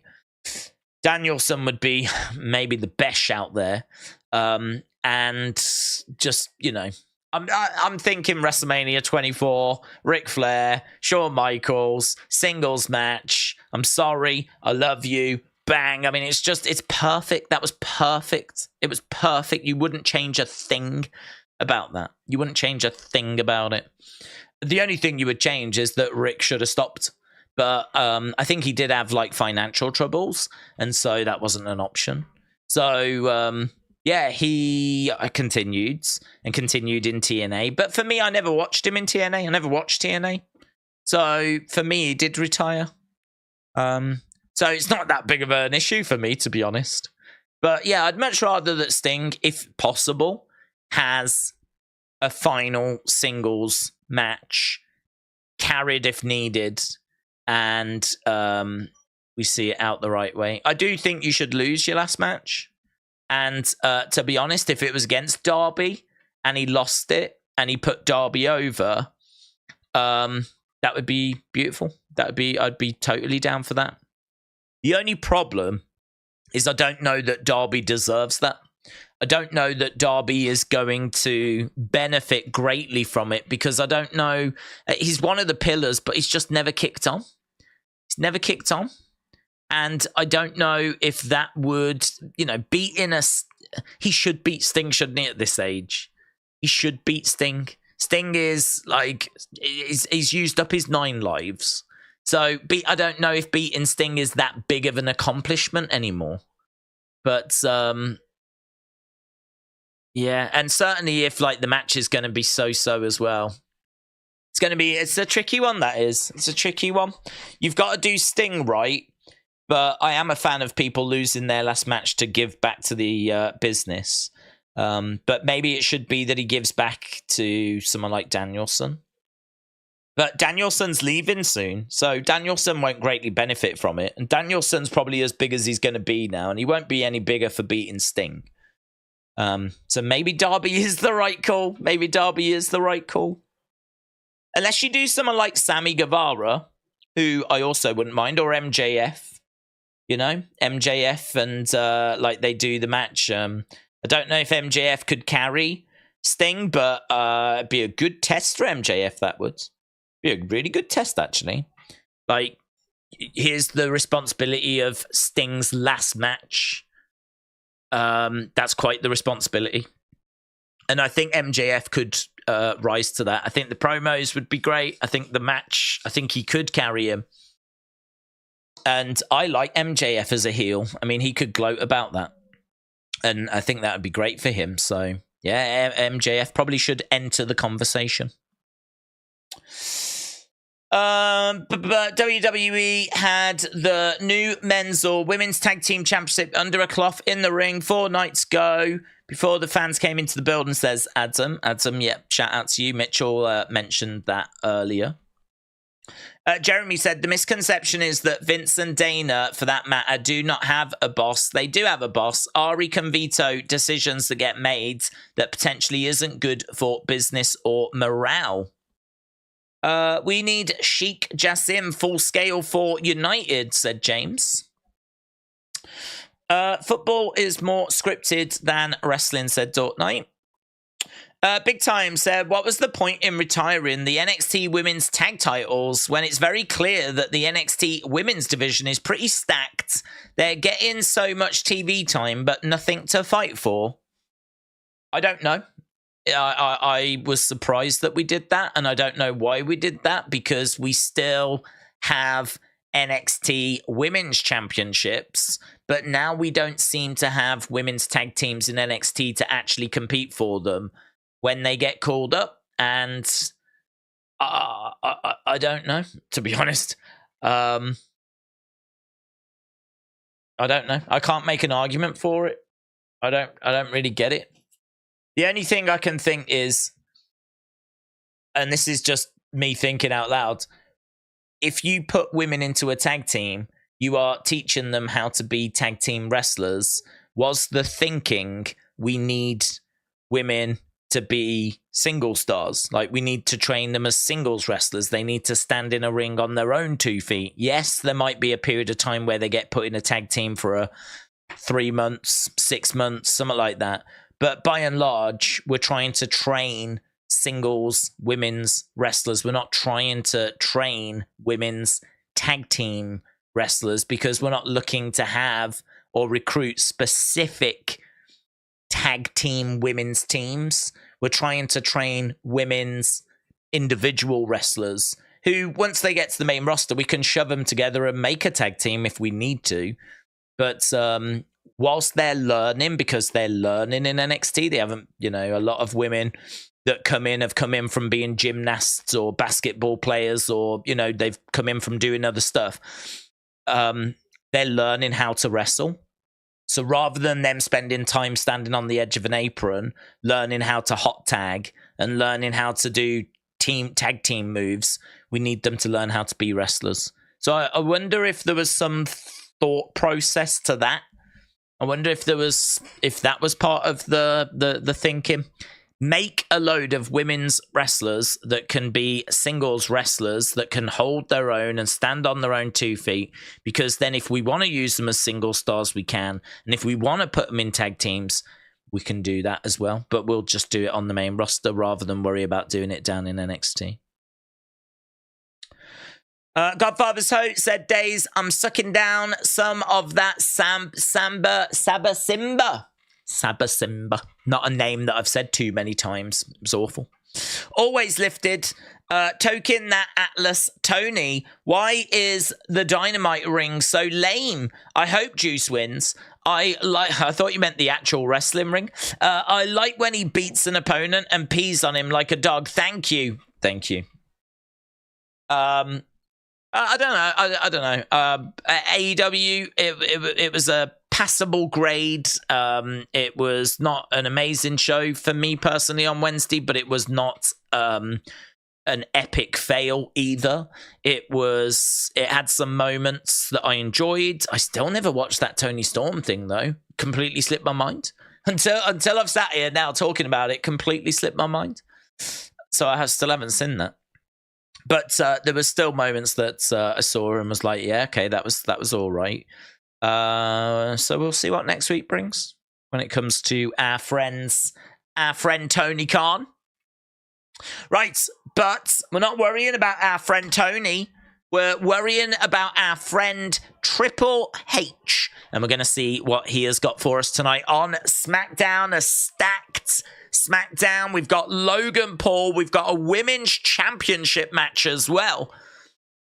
And other things.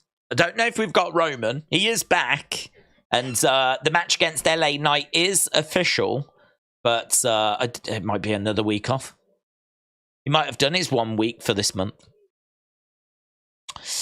MJF, I'm better than you and you know it. Says, don't worry, Liverpool have got it in the bag. I click, do not recommend for Maven. It's like a wannabe that's trying too hard, says Roddy. Roddy, shout out to you. I haven't been watching his videos, to be honest. So I can't really comment. But he is getting a lot of success with what he's doing, isn't he? Right, LA Knight. We're just seeing last week, if you are just joining us, we're seeing LA Knight, yeah, in the ring with Roman Reigns. Acknowledge me. It's a battle of the catchphrases.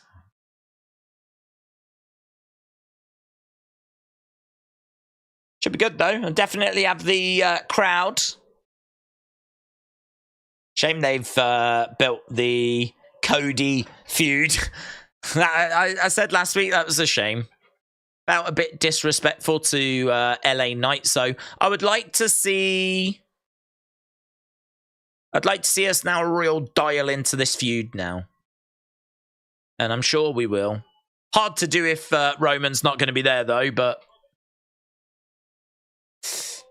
can we start a Vince fan club?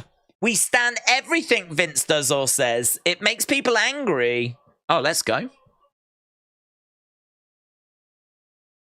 Let's go. Someone should start. Does that exist on Twitter? Someone should start that. A Vince Stan account. I could imagine that getting some interaction. Not all of it positive, but definitely I could see it getting some attention. Roman spearing LA Knight at the end of the evening.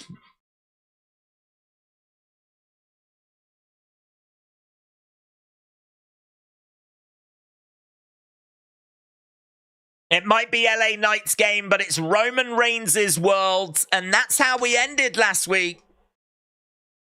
So, how do we start this week? That's the question.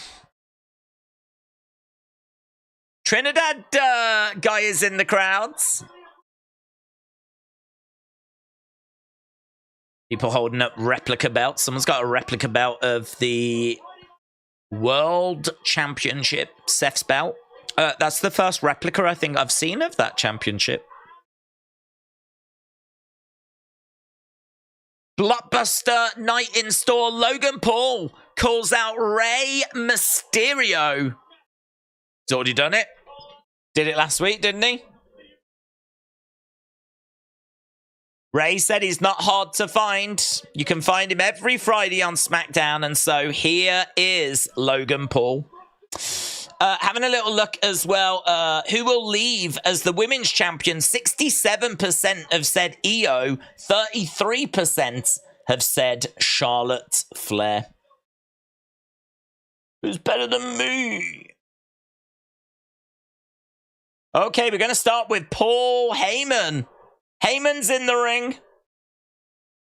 Try to boo him. Paul Heyman.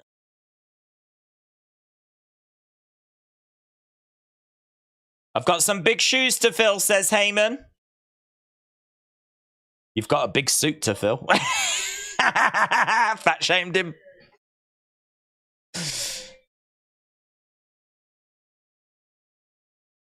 Heyman, let's go. Jimmy Uso.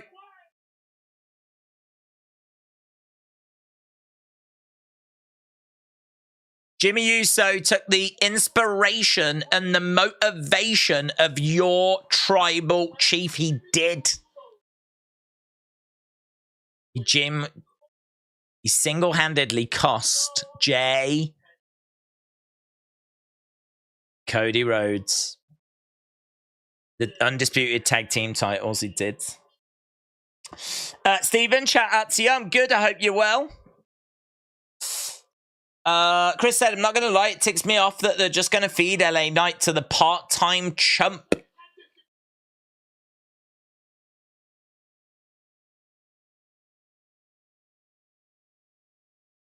LA Times.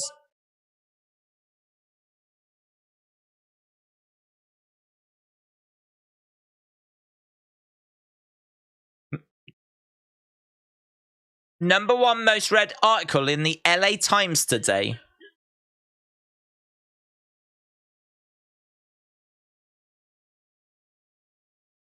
So it's confirmed. Roman against LA Knight.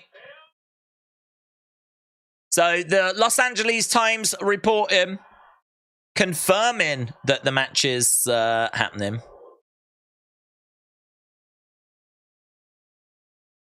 I've said before, I'm fairly confident. I don't know that it's true, but I'm fairly confident that those publications pay for that. Because why would you just mention the LA Times? And why would they get the exclusive? How would they get the exclusive?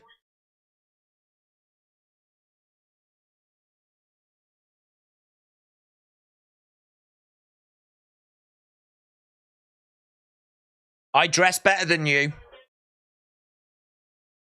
And I make a hell of a lot more money than you.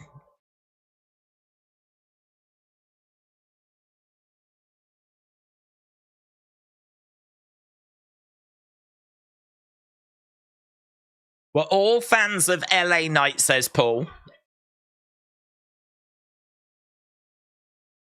Oh, Paul's a huge admirer of LA Knight.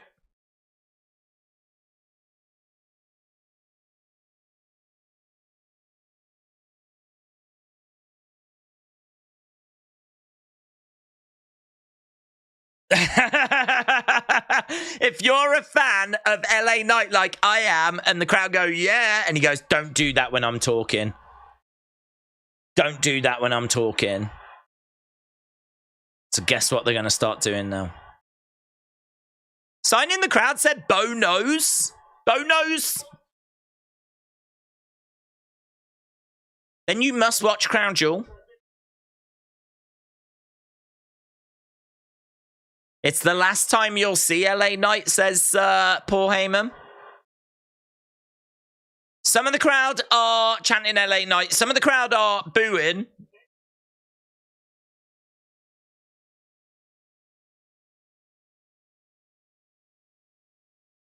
LA Knight is going to get smashed, says Paul, by the reigning, defending, undisputed Universal Heavyweight Champion, the head of the table, the Tribal Chief, Roman Reigns. So good, isn't he, Paul? So good. Just fires up the crowds, sets things up. LA Knight comes out, big roar.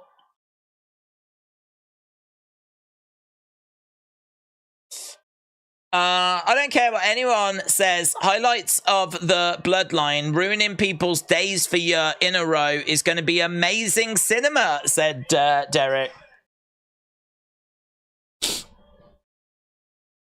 LA Knight gets in the ring, snatches the microphone.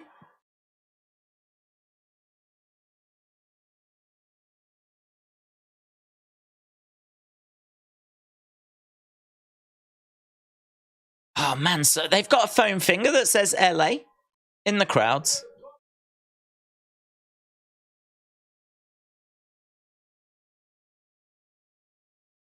LA Knight says, you can take a walk. I need Roman Reigns' ass out here now.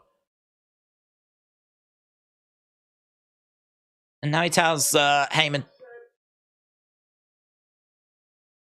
Tells Heyman to get back in the ring. Are they selling LA Knight foam fingers? Man, the return of foam fingers, that is so exciting.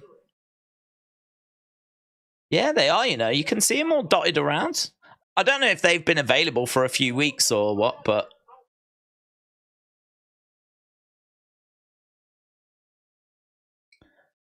I heard you say what Roman's going to do to me.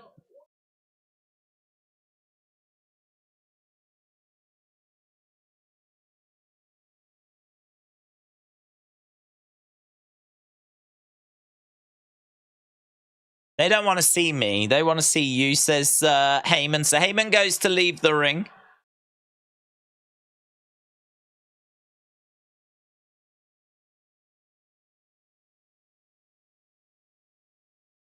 I'll hit you so hard I'll knock that hair back to grey, says LA Knight.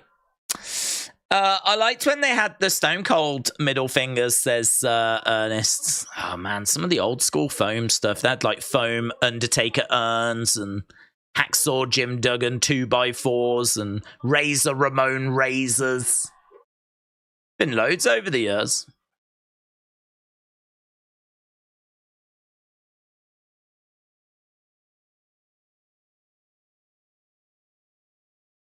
LA Knight asking Heyman, do you think what you've done is the right move? I don't do warning shots.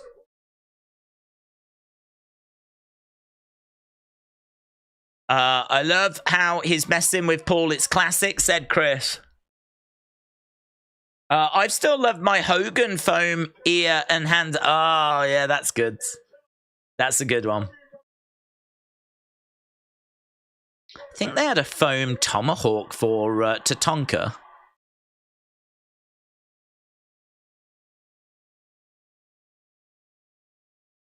If Roman's scared, just say he's scared. He should be scared.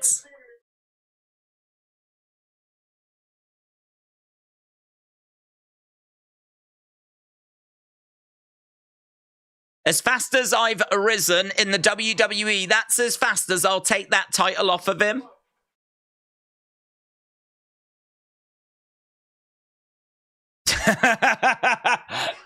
LA Knight says, oh, you hate that, do you? And Heyman's like, no, I love it, yeah.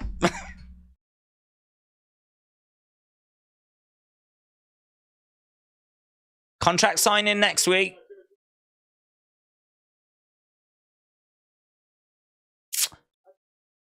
So it doesn't look like there's going to be a Roman this week.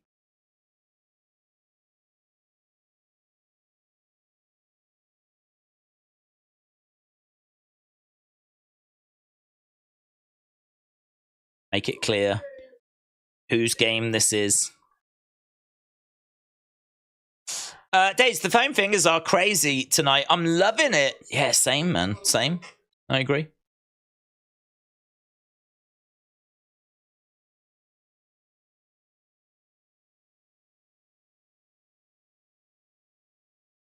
LA gives slams the microphone to Paul. LA Knight gets out the ring. Travis said, when I was younger, I had an orange Macho Man foam finger. That's nice. That's nice. I never had one of those.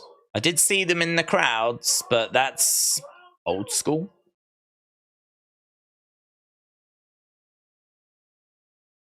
Heyman is speaking to Roman. I think it's Roman. Right, that was our opening segment. We've got John Cena live tonight. John Cena live tonight. The greatest of all time. If the crowd participates, it's happy that getting the talent over. That's been the WWE formula since Vince took over, says Avery Jobson. Here's Montes. Bobby. Dawkins.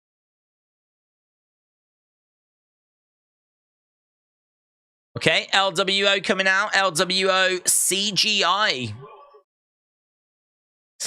Right, Montes Ford against Santos then. That's going to be our first match. Montes Ford against Santos.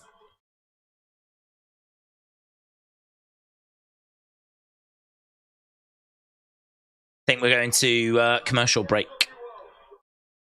My favorite WWE/WWE shirt I ever had was a purple Razor shirt, said Chris. Lone Star Friend said Cena is not the greatest of all time. I love Paul's Bloodline phone case. I'm surprised WWE haven't started selling those. Oh, surely. Surely. Yeah, I shall have a look. I'm sure they are. WWE shop. I mean, what can't you get? Maybe a phone case. Let's have a look. Will it be a part of the Roman Reigns collection? They do We the Ones phone cases. Posters. Head of the table. It's not jumping out. What if I search Bloodline?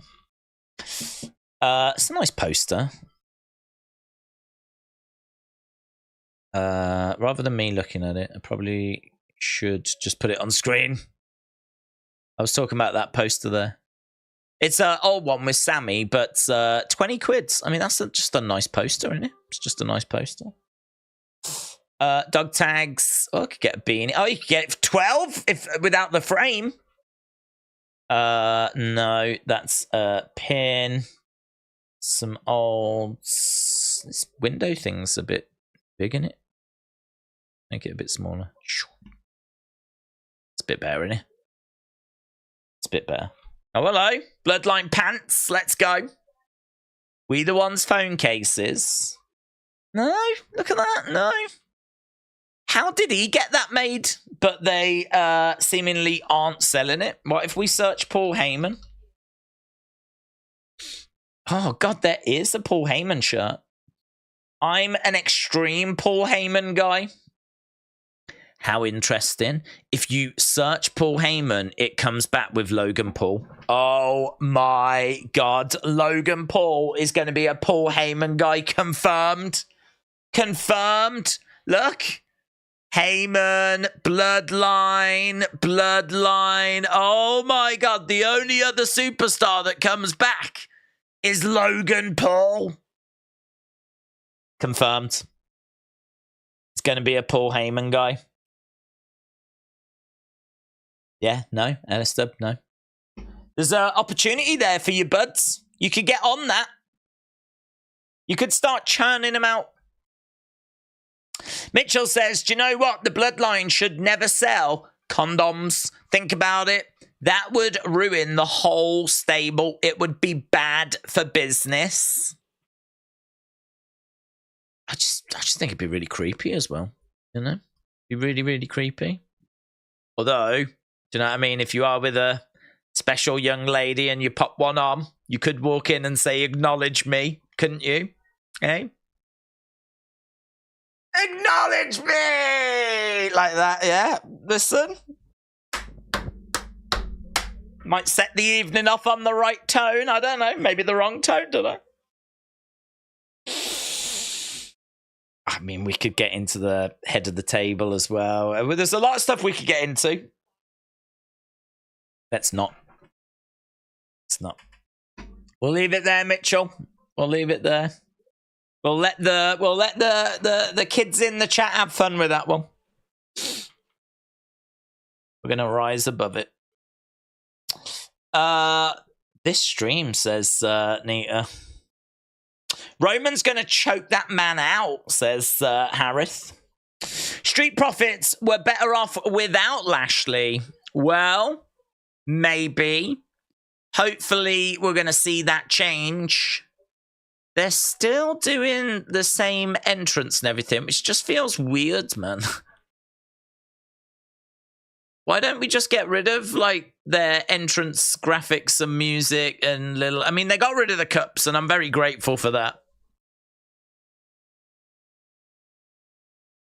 Bobby with Carlito last week.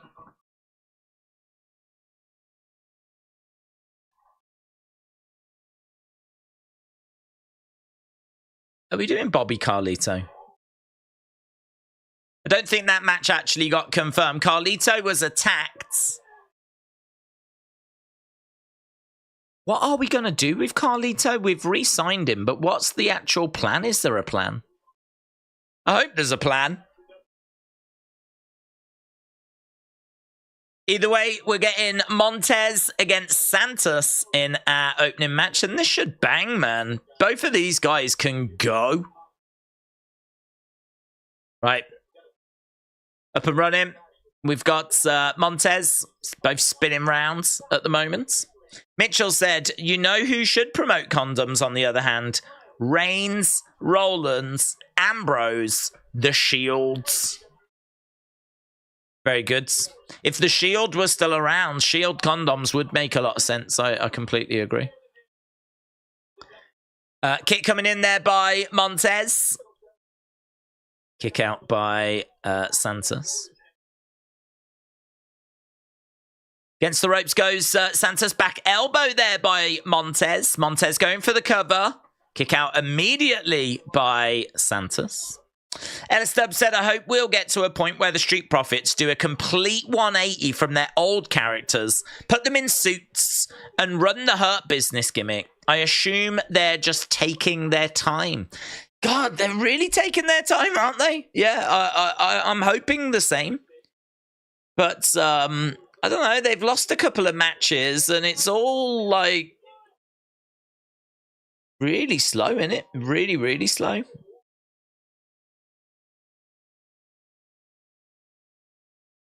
Lovely drop kick by Montes. Look, brilliant. Brilliant looking drop kick. Goes for the cover on Santos. Santos kicks out. Santos getting up to his feet. Shot coming into the midsection. Santos against the ropes. Over the top. Montes with a big kick as Santos goes down. Montes looking to go against the ropes. Big splash. 1, 2. Kick out. Kick out. Retro C said, I've just entered the chat and Days was going on about Bloodline condoms. It's going to be a wild stream. Strap up. Well, to be honest, I don't know if strap up is the right words that you were looking for there. We've got Santos up top. We've got a Inzaguri as Santos goes to the outside. I think, are we going to another commercial break again here? We'll be back after these messages. Oh, I hope there's condom adverts now. An Ultimate Warrior condoms. It would be over in 2 minutes, said... True. Very good. Justin said, where can I buy WWE condoms? I don't know. They're not even selling Bloodline phone cases. I don't get too excited about WWE condoms. Val Venus condoms, they would make sense, Mitchell. Vince condoms. Oh my god. I ain't saying anything about that. I ain't saying anything. You could say that no. I ain't saying anything.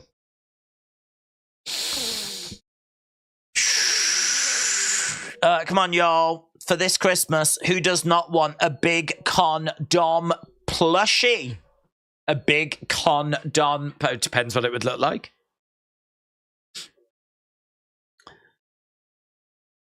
Imagine Omos condom. I feel like I could climb into it. Maybe you could sleep in it or something. Like an Omos condom. Have a little snooze.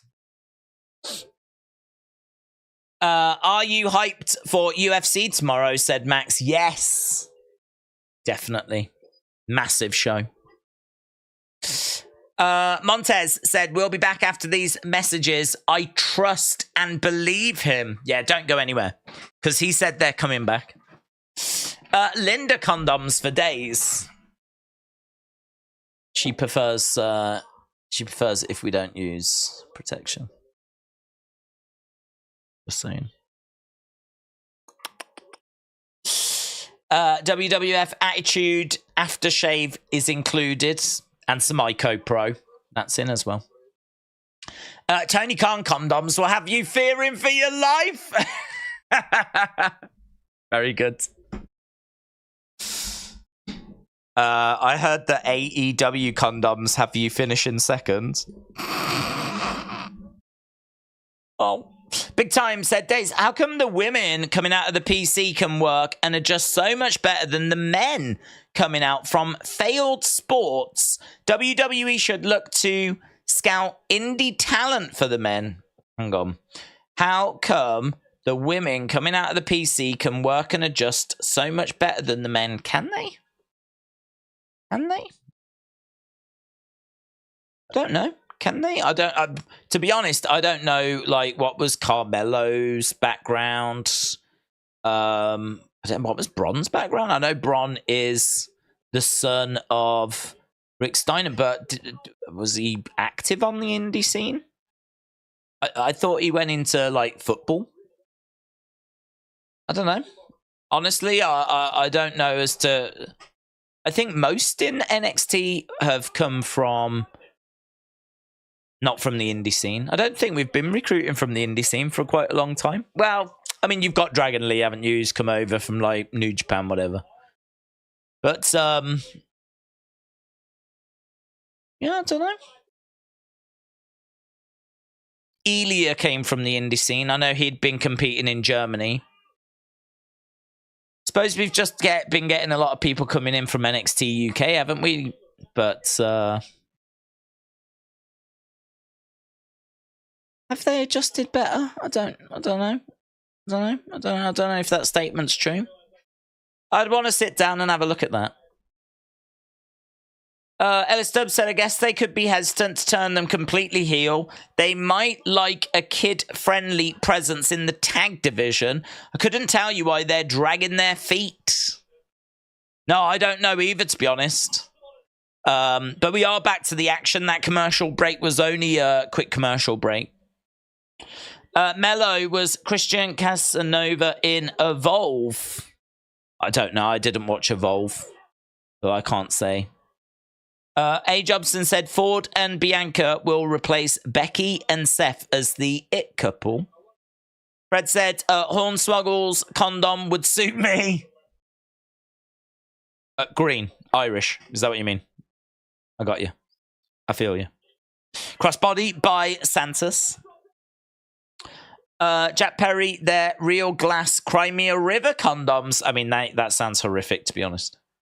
Carlito condoms. Spit in the... No, we'll stop there. Steven said, I think LA Knight's matches will... LA Knight condoms make her or him say yeah. They sell themselves, don't they, really, when you think about it? I think LA Knight's match will see how far he comes. He won't win the title, but as a superstar at his age, to have a title match is massive for his career, said Steven. A Days beanie condom for Halloween. Pop a little beanie on the end. It's not the greatest protection in the world, but why not pop a little beanie on the end? Nice. Hurricanrana by Santos, and Montes goes over by the ropes. Santos is crawling over.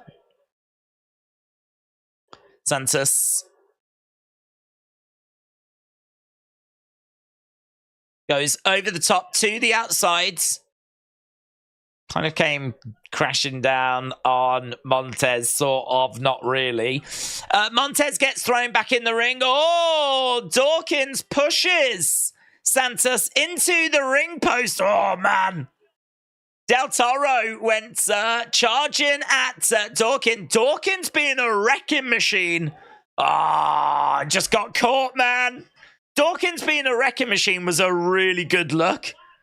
Roll up by Montes. 1, 2, and a handful of tights. It's a win for Montes. Here is your winner. And now they're attacking. Look at that. Stomping away on Escobar. Here's Carlito. He's come running down with a chair. Street Profits have jumped out the ring. Carlito with an LWO shirt on. I liked how we presented Dawkins there. I like the fact Street Profits are cheating now. Picking up the win, though. Listen, go to the window, get that winner's bonus. That's what it's all about, baby.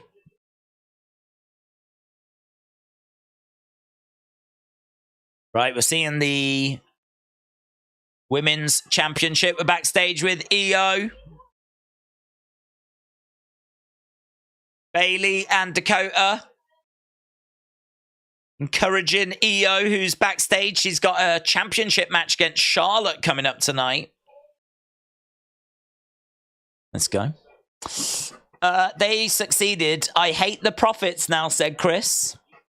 Dark Angel said, I spit in the face of people who don't want cool condoms. Becky defends the NXT Women's Championship against Indy Hartwell on Monday. Sammy taking on Drew. Raw, live, Dallas, Texas. Let's go. Let's go. Dawkins got involved. Ford wins. Edge condoms, because you can go rated R.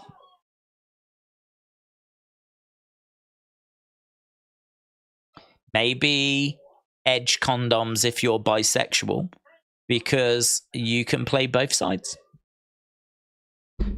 Just like Edge. Ric Flair, the oldest ride, longest line condoms. With Survivor Series coming up, what if Stone Cold and LA Knight become partners as Team Hell Yeah versus Team Hell No if they return? Which gimmick is good? Yeah or yes, I like yeah. Yeah or yes, I like yeah. Don't know what that means. Listen, Stone Cold LA Knight would be very, very popular, but I'm struggling to see them taking on Team Hell No, unfortunately, for a few reasons.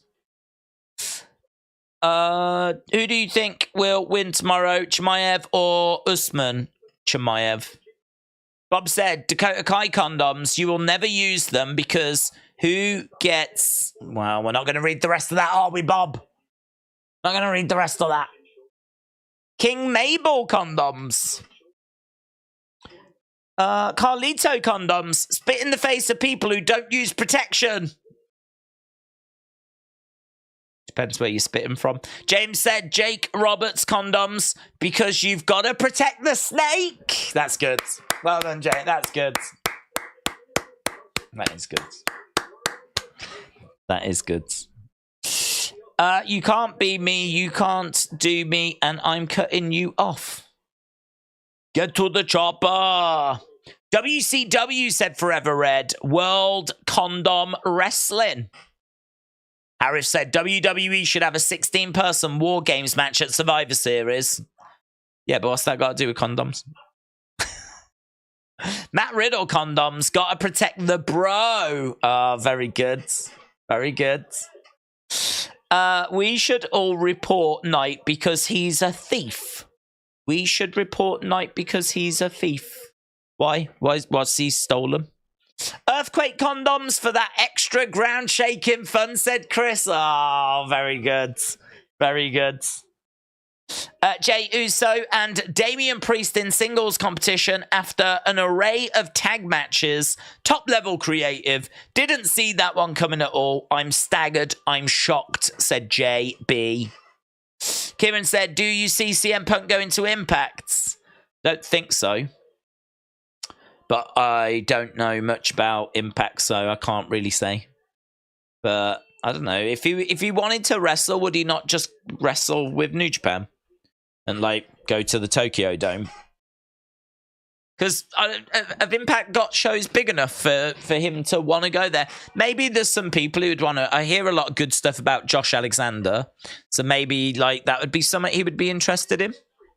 But other than that, I don't think they have shows big enough. If he wanted to have, like, one more match or something, my guess is just New Japan. If WWE aren't interested and he can't go back to AEW... Right, we're backstage with Ray, Zelina, the flip-flop, Carlito. LWO is always family.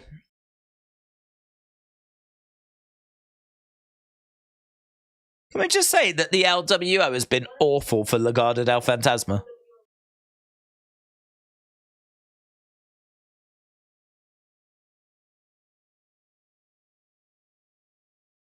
I'm going to handle this on my own, says Ray.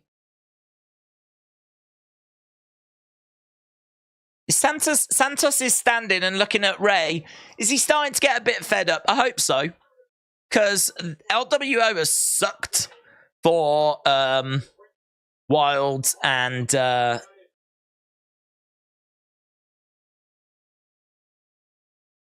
Legado del Fantasma. What are we talking about now? I'm trying to figure out what we're talking about. Brawling Brutes and Pretty Deadly. So we're just seeing last week with Pretty Deadly playing the Brawling Brutes. That was good. PJ93, shout out to you, my friend. Hope you are well. Hope you're enjoying Smackdown. We've had 37 minutes of Smackdown so far. It's been pretty fun. Why do WWE have champions have a match on normal shows? Hang on. What's this? Oh, what's this? It's Pretty Deadly. Bubbles. Feet in a foot bath. They look like men's feet. It's Pretty Deadly.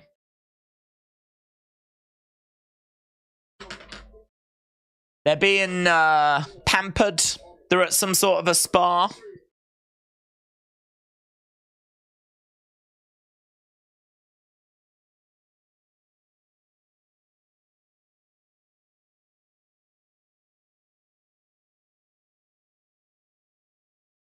They're talking about last week's win. They're talking about going to Taylor Swift's Eras tour.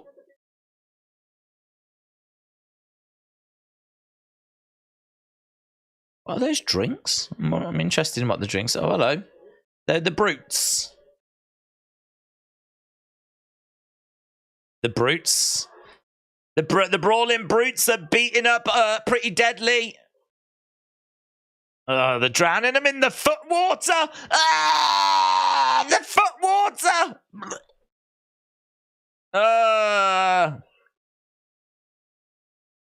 Let's go for a pint. Pretty Deadly.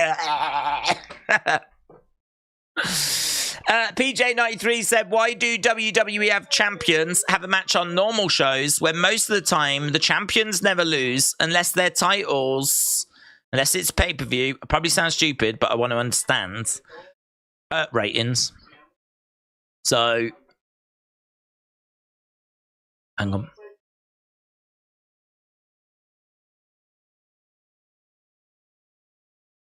So, Jimmy is here. He's hyped, man. I talked about it. Hey. Touchdown, Bloodline. Jimmy's all kinds of pumped. Hello. Pointing on the TV screen. There's John Cena. The greatest of all time, John Cena.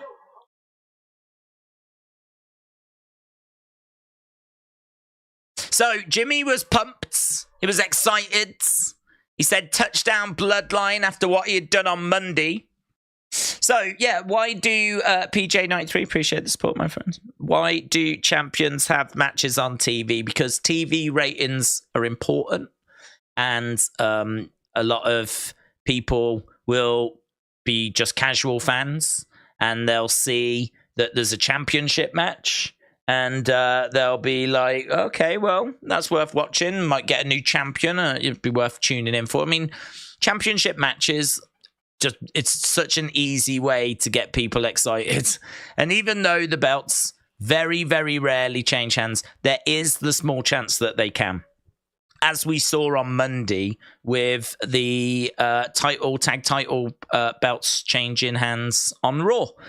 So they can change, but yeah, I mean, you're not wrong. Like, it's probably once every 20 tag matches, if not more, you know, or once every 20 like TV championship matches, if not more than that. But we do see them changing on TV. There are a lot of belts, in all fairness. So we do see them changing on TV, but yeah, most of the time it's just for ratings. Really, matches, you don't want really any match to not have any point. You want to have, every match should have some sort of purpose. just chucking two people in a ring is pretty uninteresting and uninspiring. Like, you'll see that they actually spend a lot of time trying to do, like, even if it's just a quick backstage thing, every match or show. I really think that there's been a conversation that every match needs to have a reason. And even if it's just a couple of minutes backstage, earlier today, look, these two teams bumped into each other. There was some bad words exchanged, and now we've got this match. But at least they've given you some sort of a backstory as to why this match is happening. Well, one of the easiest things that you can do is have a champion defend their title, because, I mean, look at Becky against Indy Hartwell on Monday. NXT title is being defended, and there's not really any reason for that, but it's just a title match, isn't it? It's a title match. Indy hasn't really done much on the main roster. She let that belt go because she was coming up to the main roster. Now, for some reason, it doesn't even make sense, but now she wants it back. So she had it. She forfeited it so she could go to the main roster. She ain't done much on the main roster. So now she's going to have a shot to win back the belt that she never got beat for. It's all messy, isn't it? But it's just every match needs to have a purpose. It needs to have a reason. It's an easy way of something to promote. Don't miss Monday. There's a title match. There might be a new champion. The belt does change hands sometimes.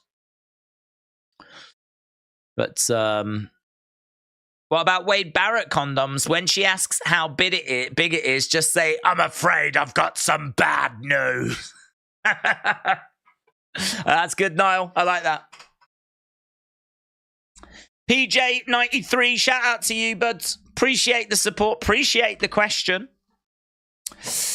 I forgot that Indy was main roster, says LS Stub. Right, here is John Cena. He's just teamed with LA Knight. He seemed to be in a bit of a tussle with Bloodline, didn't he? But never give up. Never give up. Ray looks like Batman, said LD Cool.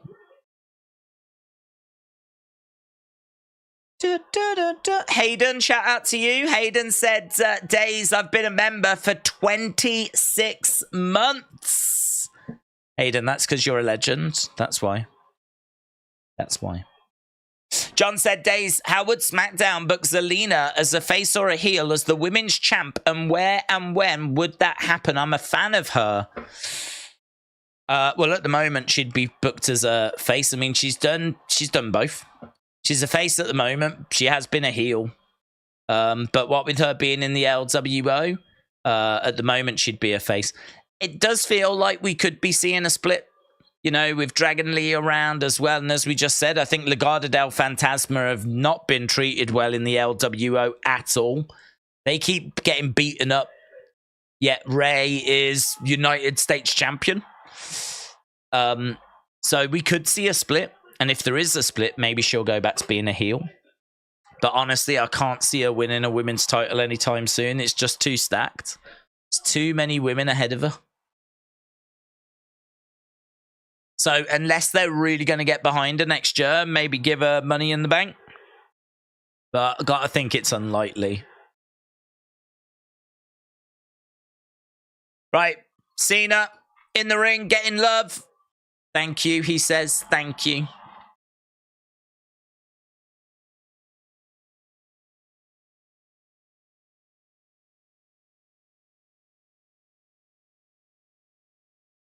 Thank you, Cena. Oh, look, he's getting all emotion. He's getting a bit emotion. He was. Thank you, Cena. He said, unfortunately.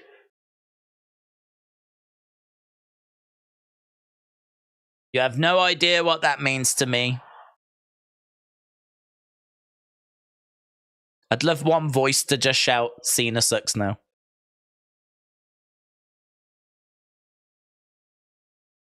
Oh, I got hit with some harsh truths today. What's the harsh truth, Cena? What's going on, mate? What's happening? What's this? Need to be honest with myself. Last week I spoke about Roman streak. 1,138 days as champion.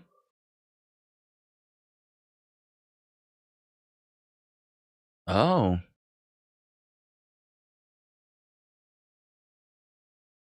$2,002 days.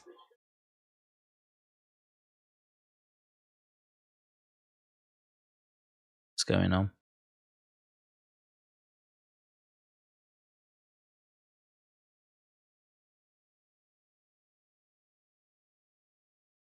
It's been 2,002 days since I last won a televised match. Oh, singles match. 2,002 days since he last won a singles match on TV.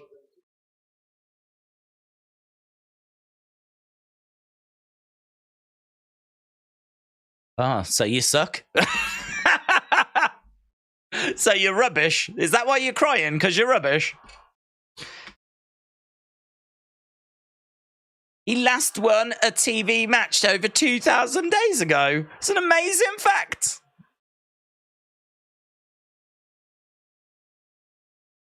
I've been talking a lot about retirement. Yeah, you probably should. Me and Cena have won the same number of singles matches on TV since 2018. Retire, retire, retire. You're too old, you boomer. Disgrace, him won a match in 2,000 days. Jesus Christ. Go off and make condoms. Didn't he win one with Kevin Owens? Singles match. He was counting all that time. He's cried himself to sleep.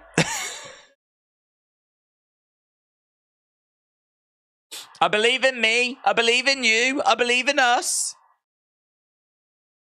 Oh, God, please call out Akira Tozawa now. So, Akira Tozawa, get out here now.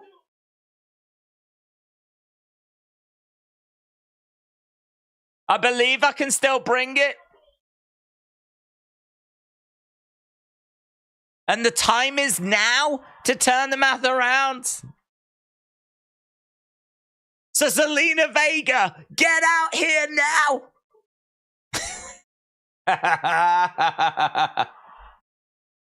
Who's it going to be, actually?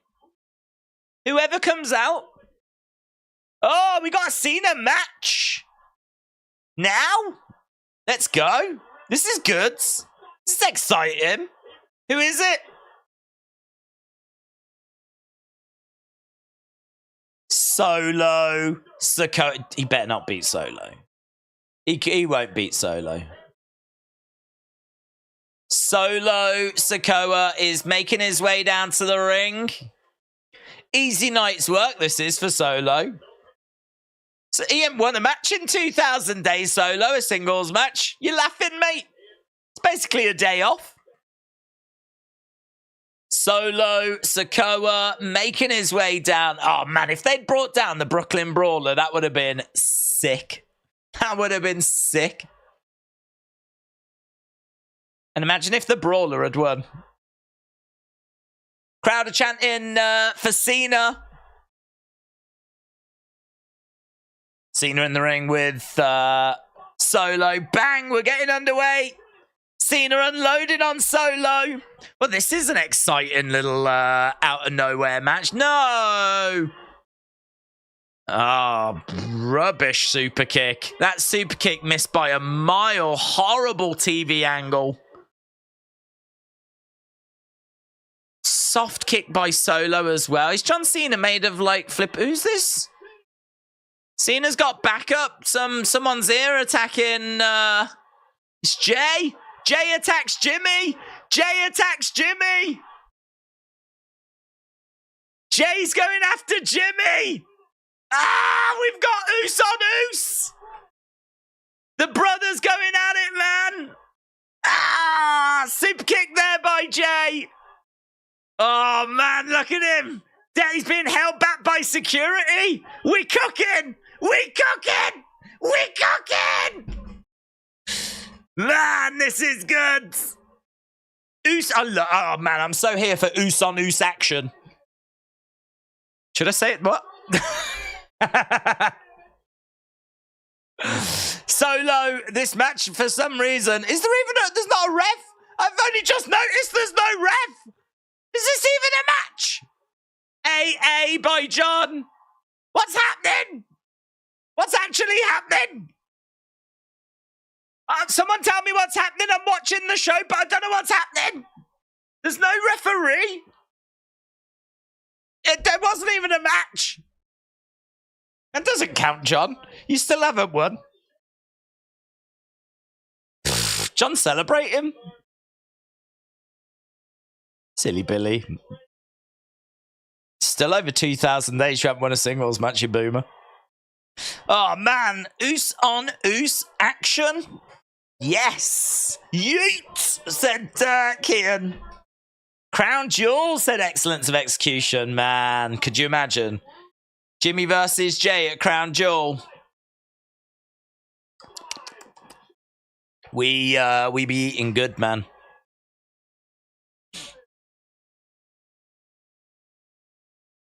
Oh yeah, Michael Cole's back.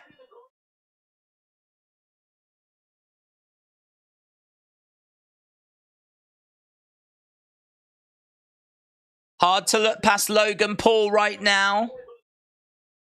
Logan beats Dylan Dennis. Yeets. That was awesome, said Mitchell. Solo versus Cena will happen at Crown Jewel. Yeah, that'll be good. Macho Man condoms. Oh, yeah. The cream of the crop. Oh, right. We've got footage from last Saturday. We did the stream for that. Big shout out to everyone that joined us as we enjoyed Logan against Dylan Dennis.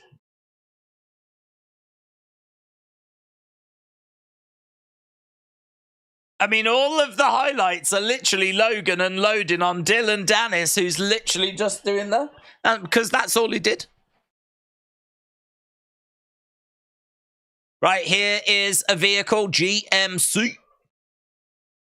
General Motors. I think. I don't know. Might not be. Here's Logan. Logan Paul calls out Rey Mysterio next. Next. I'll be shocked if Cena goes to Saudi, said Jim. That's true.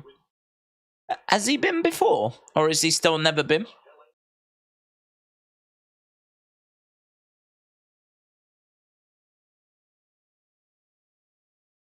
Has he still not been? He littered? Oh, God, he's just the worst, isn't he? Days, during the Bray Wyatt Terry Funk tribute on SmackDown, why wasn't Roman, John Cena, or Vince on the show to memorize Bray and Terry? Where were they? Well, it was kind of late, wasn't it? 'Cause he, I believe, passed away on the Thursday, and then SmackDown was the Friday. So I don't think any of those were scheduled to be on the show. And some people tried to make it, but flights, as we heard, were a little bit problematic. I think Alexa said that she might have got there, but there was no guarantee that she would have made it. Same might have been true for some of those, you know. Plus also, you had people like Seth, who, plus some people have got their own lives where they have other commitments and things, so they can't go. But some people like Seth said that they were thinking of going, but he had a conversation with Bray, and he remembers a conversation that he had with Bray where they spoke about, you know, spending every second you can with your family or something like this. So Seth said that that was why he didn't go, because, you know, he felt like he was doing what Wyndham would have wanted him to have done. So I don't know. I don't know if Roman was in a similar situation to that, or if they'd looked at flights, or just decided that it was better for him to pay respects where he was. I mean, I don't know. I can't say I had a problem with it. I don't think they all needed to necessarily be there. I think that, to be honest, I thought the show was just not that great anyway. I had like big problems with that show. I didn't think that it was. A lot of people said it was beautiful and it was done really well. I didn't think that. I didn't think it did anywhere near enough. Considering he's an active superstar, there was very little on the show. You got video highlights which you can find on YouTube anyway. What I was looking for was extra content. I was looking for those kind of sit-down interviews with the superstars, which they ended up putting out on YouTube. Like, really strange that they didn't have those on the show. They just put them out. So we got like a 10-bell salute at the start. We got a glimpse of a rocking chair. And other than little video clips, which you can just watch on YouTube anyway, the rest of the show was a normal show. And then I think, didn't we end with a lantern in the ring? And that was it. And a little thing on. I mean, like, it was real. I don't know. For me, I had a lot more issue with that than I did with certain people not being there. Right, we are back. Here's Alba and Isla.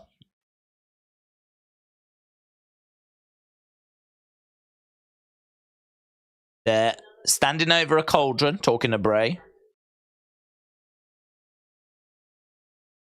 They're talking about those women's tag titles and how they're cursed.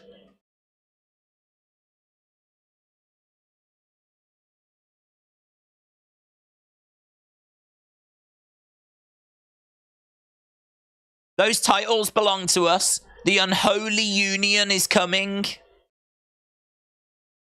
See you soon. See you soon. See you in a bit. Sleep well. Right, Logan. Let's go. Let's go. Cena was at the Greatest Rumble. Oh, well, there we go then. Logan Paul. Burt Young, who played Paulie from Rocky, passed away, said Edwards. Yeah, I don't really know him from anything else, to be honest, other than Rocky, so I don't know what else he did. But, here we are. Look, we're seeing this moment again. Jay walloping Jimmy. Jimmy going down. Freddie Blassie condoms for pencil neck geeks. Lol. Bang. AA to Solo. Just when we thought he was going to be out the game, he's back in the game. Did we think he was out the game?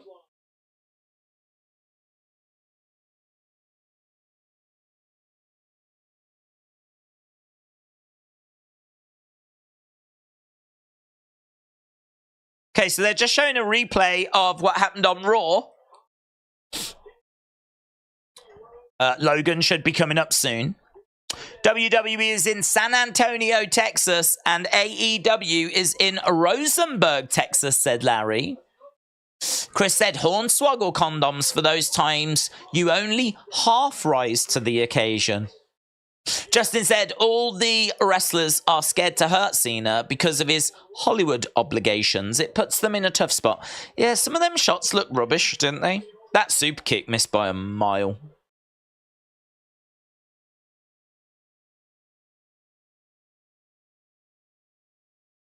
Right, we're backstage. Nick Aldis. Let's go.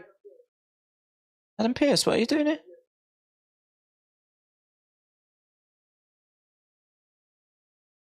It's not my responsibility what happens on Raw, says Nick Aldis.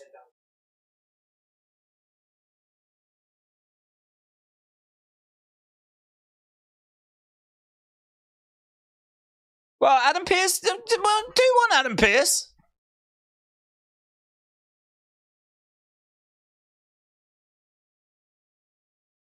Adam Pearce been escorted as well. Brilliant. That's it. Yeah, that's how it's going to be. Yes, I am. Go on, Nick.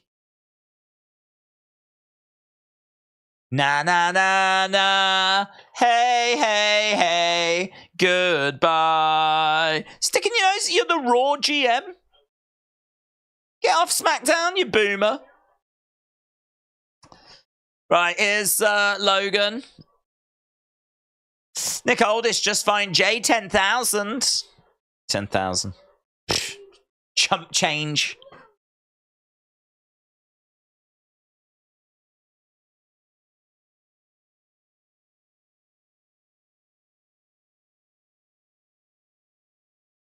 Right, here's Logan. Nick Aldis just kicked Adam Pearce out the building. He did.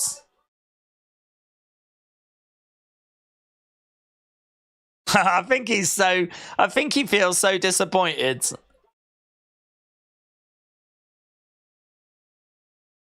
Logan Paul lives to prove the doubters wrong. Logan came down, he's like, I'm back to the real shiz. But the crowd are like indifferent at best. No, stand corrected, booze. Logan looks at his watch. Boo!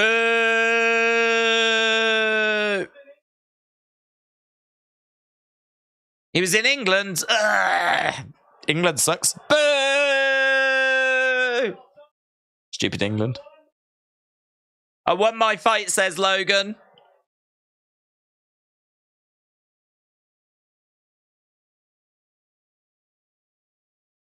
It was a pathetic excuse of a fight, says Logan.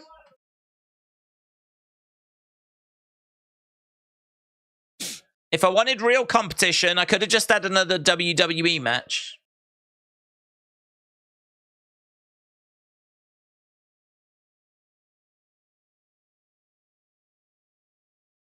I got to beat a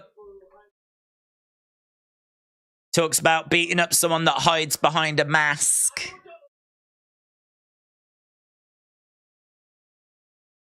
I'm not here for Rey Mysterio.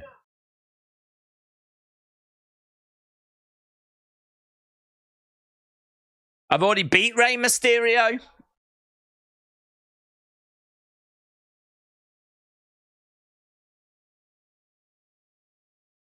Been there, done that.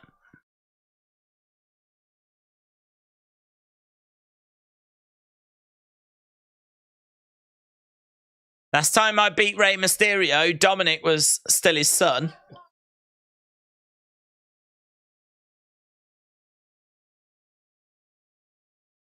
Last time I beat Rey Mysterio, Roman Reigns actually showed up to wrestle.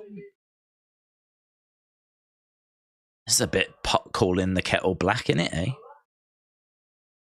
Logan's gonna throw shade at someone that doesn't turn up to wrestle.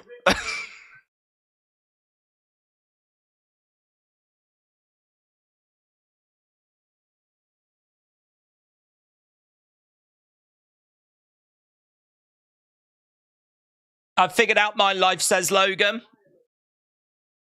I'm a WWE superstar.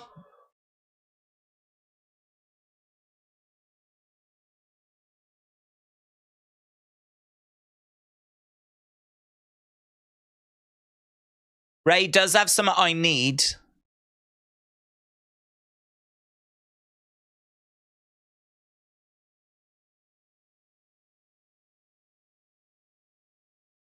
Ray's got respect. I don't need your respect. Ray's got the US Championship. He needs that.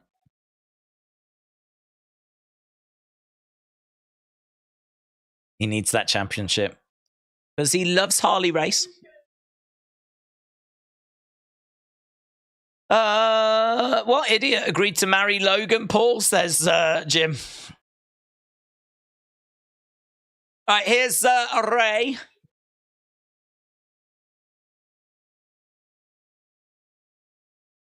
Here's the Louis Vuitton Batman.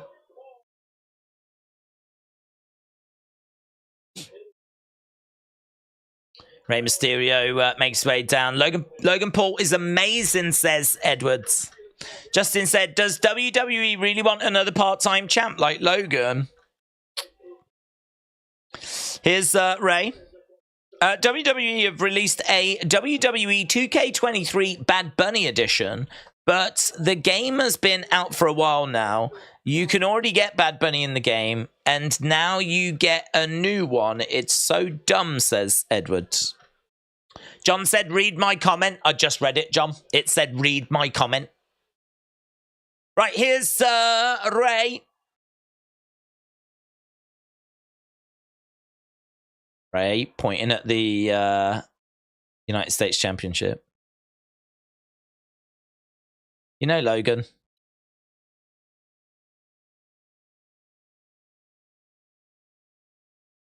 Crowd chanting.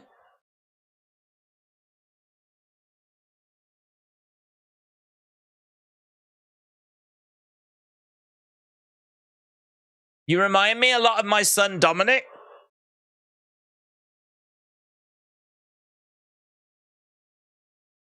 Amazing natural ability. You're dripping with passion.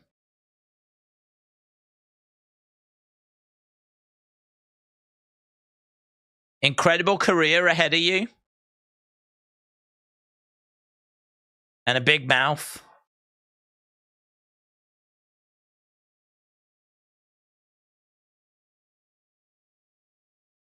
What's that? Yeah.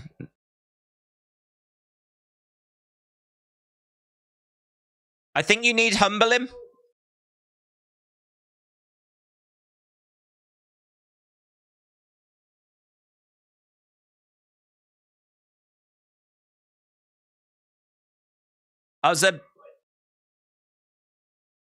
Okay, so he said, I was reluctant to kick some sense into Dom, but I'm not going to hesitate to kick your ass. So Ray is up for the challenge. We already knew that he would be.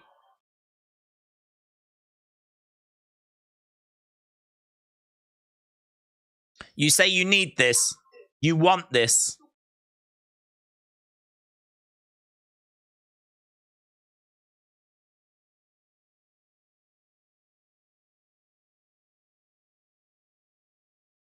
I'll give you the opportunity.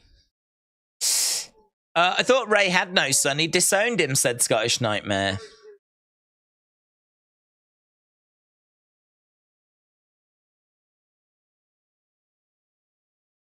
Crown Jewel. Ray. Logan.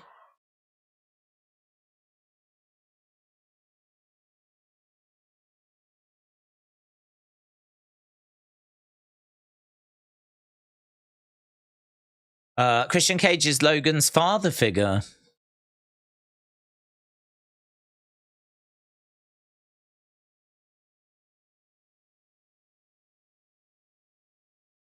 Logan puts his hand out. Ray has a little look at it.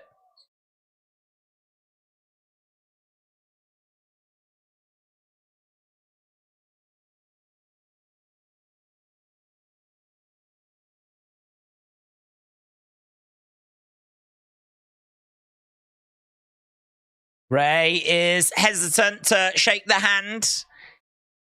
It's like the Mega Powers. I've never seen such a build-up to a handshake since the Mega Powers. Handshake. It's all right. It's gone all right. It's gone all right.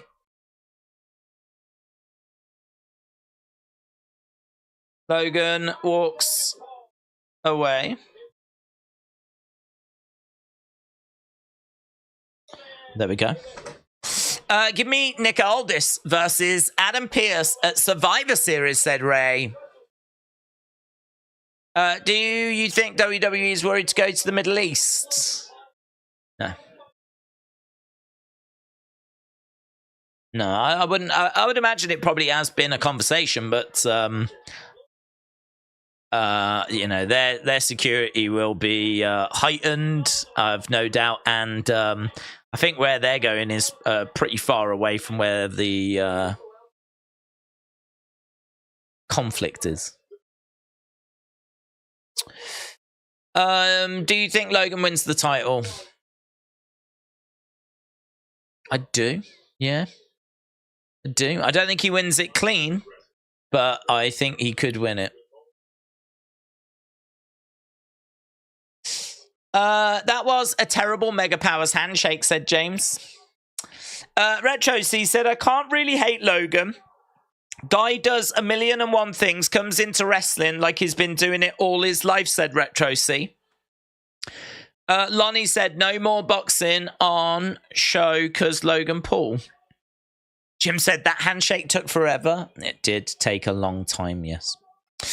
Michael said, Macho Man condoms. Right, let's go down. How would SmackDown book Selena? Oh, we read this. Are these old comments? Can't lie, Logan Ray might steal the show, said Alex. LS Dub said, I'm pretty certain that Logan will win. Why have him call out Ray on pay-per-view and not follow through with it by putting the title on him? It makes too much sense. Logan's heat train is already in motion. Hello, heat train.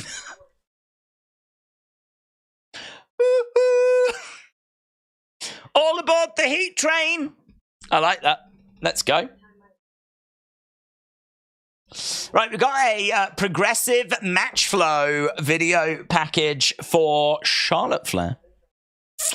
Harris said, I honestly won't be surprised if Logan wins at Crown Jewel. Anthony said, where's the halftime scores with Blaze Plaston? We was engaged in the Logan segment. Coming up tonight, Iyo and Charlotte. Here's the thing, said Days did a better Mega Powers handshake right before Money in the Bank. That was with Wrestle with Andy. Right, here's Grayson.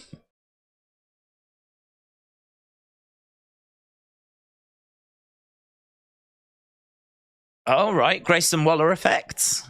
I didn't... Oh, he's coming out with Theory as well. Is this a match? Did I know this was happening? I don't think I did. Do I know what's going on? I don't think I did. Right, here we go. Grayson Waller and Theory. Oh, it might just be Theory on his own.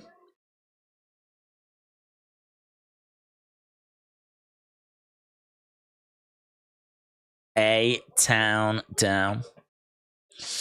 Oh no, it is the tag match. Cameron Grimes and Dragon Lee are taking on Grayson Waller and Austin Theory. So Grimes and Lee, it's kind of a weird combination, isn't it?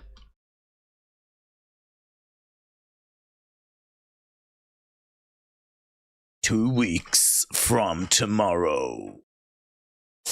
I am almost certain that Logan Paul will win this because I had a Grimace milkshake and we had a romantic evening at Busch Gardens, dropped me off at home and did not lean in for a kiss. He knew. We both knew. That was deep. Have you seen the MMA Hour with Ray from the other day? It's interesting. Ray wants to do hair versus mask for his last match against Dom Dom. Yeah, that'd be cool. Dom wins, mask comes off. Beautiful. James said, Godfather condoms, because you got to plow the hose. That's all I do. That's all I've been doing for the past 48 hours, to be honest. I just told you it was dental work, but plowing hose. That's just that's all I do. Harry said Cameron Grimes, Dragon Lee, Austin Theory, Grayson Waller. Next. It is. Days, what would your score be? I'm at like a 6.75 to a 7. Yeah, I'm about the same. It's just another show that's like just solid, but maybe not spectacular. Although Jimmy and Jay was good. Jimmy and Jay was good. I enjoyed that. The Logan Ray segment was a whole lot of nothing, really, wasn't it? I mean, we already knew that match was going to happen. But, I mean, at least it was them together in a ring, laying the challenge down, making it official, blah, blah, blah. But didn't really do much. So I can't say there was much there. Montes match earlier was all right. I mean, there wasn't really much to it. What other wrestling have we had? Has this been a show that's like, I remember like a Cena segment. I remember that Logan segment. I remember the LA Knight segment. Has there been a little bit of a lack of wrestling tonight? I liked seeing what Logan had to say personally, says Ray. Retro C said it was dental work days. You were drilling dem hose. Yeah!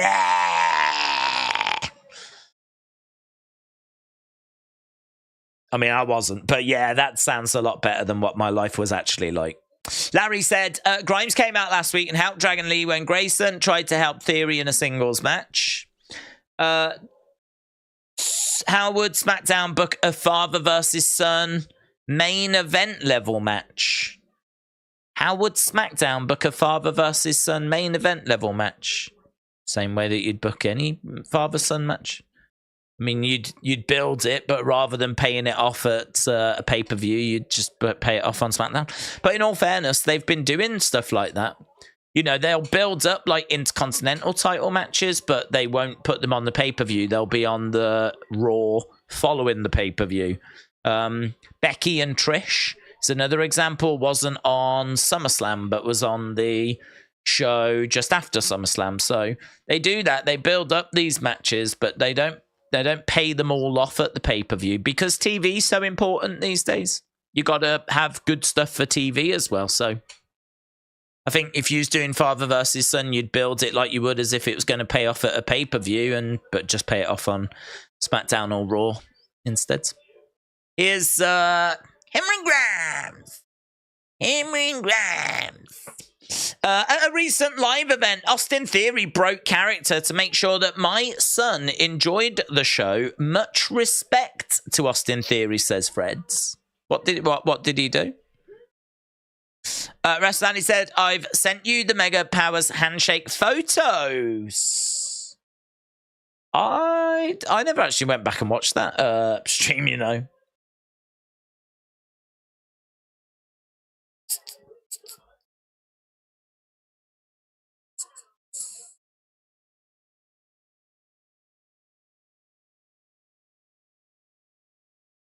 Oof.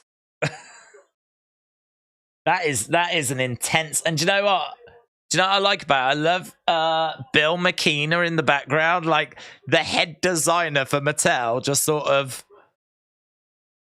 This is when me and Wrestle with Andy met up at Wrestling Shop Live, and in the background is Bill McKenna, the lead designer for WWE figures with Mattel. There he is. Look.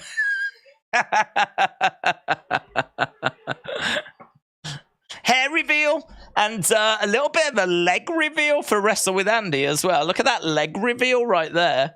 Ooh, I've never seen this before. Ooh, a little bit of a leg reveal right there. Tell you what. This is the good stuff. Settle down, kids. Settle down. There's a lot of pulses racing.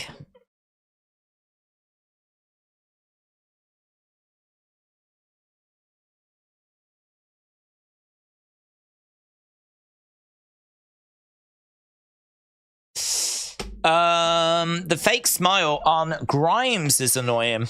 Who will win tomorrow? Volk or Islam? I've got Islam winning. Your beanie isn't your head, said Kitson. Oh, I was surprised as well, actually. Oof. That was kind of cool.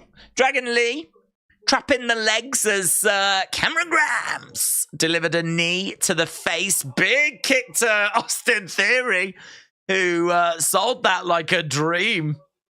Beautiful. Grayson Waller goes into the ring posts. Dragon Lee goes through the ropes. Austin Theory is just like a right mess at the moment. He's going to go into the ring post as well. He goes down. Grayson Waller down. Austin Theory down. Dragon Lee, Cameron Grimes in the ring as we go to commercial break. Days, what has happened to Trish? Has she left or is she injured? I don't think she's left. I would imagine there would have been a bit more of a send-off if she had have gone. I mean, she was drafted in the draft. So I think she'll return. We saw her and Zoe. Was the cage match the last time we saw her? Is that the last time we saw her? I'm not aware of any injuries.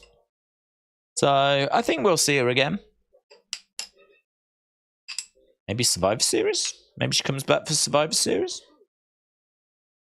The Grimy Dragons. Oh, is that their name? The Grimy Dragons. Logan Paul versus Rey Mysterio is going to be huge.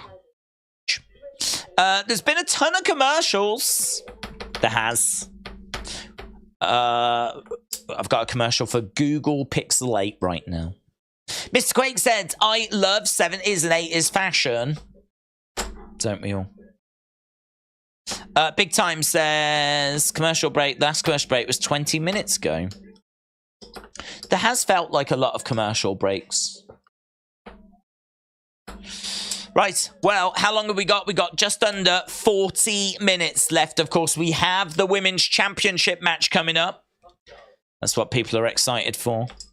Forget Trish. What happened to Lita? She got attacked backstage, didn't she?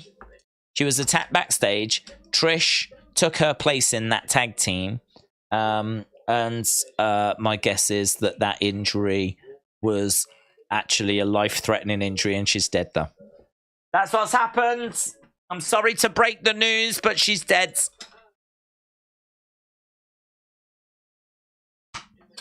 Sad. Sorry, I had to find out this way.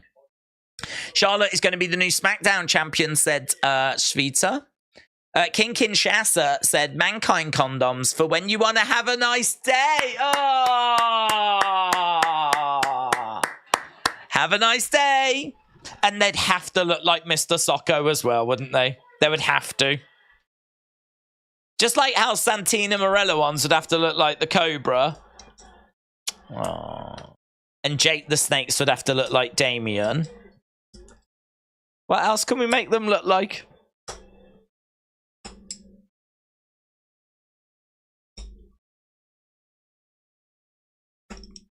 That's it, I'm out.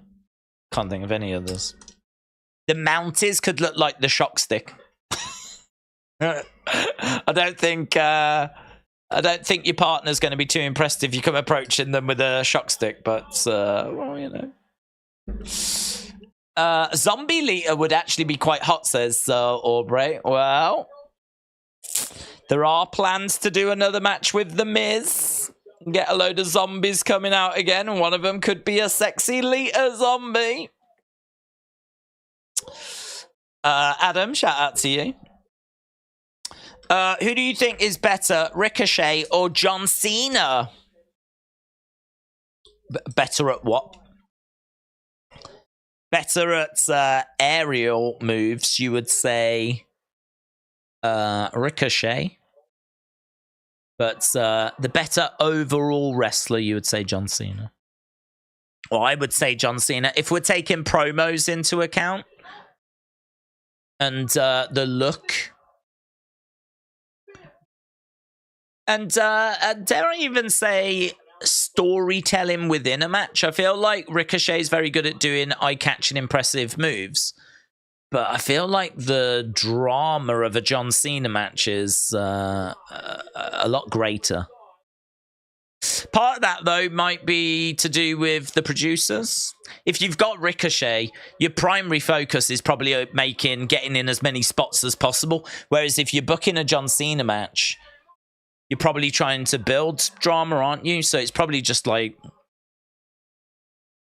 He's a victim of his own moveset, really, Ricochet.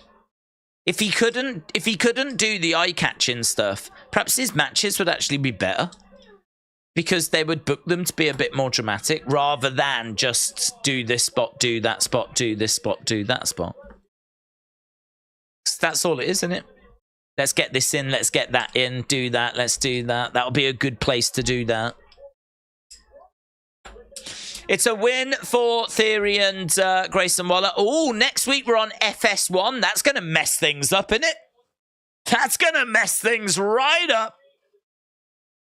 FS1? The ratings go lower than NXT when we do that.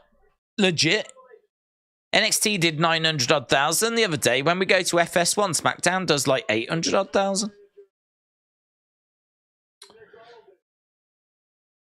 So we're just seeing Nick Aldis, who last week was made SmackDown GM.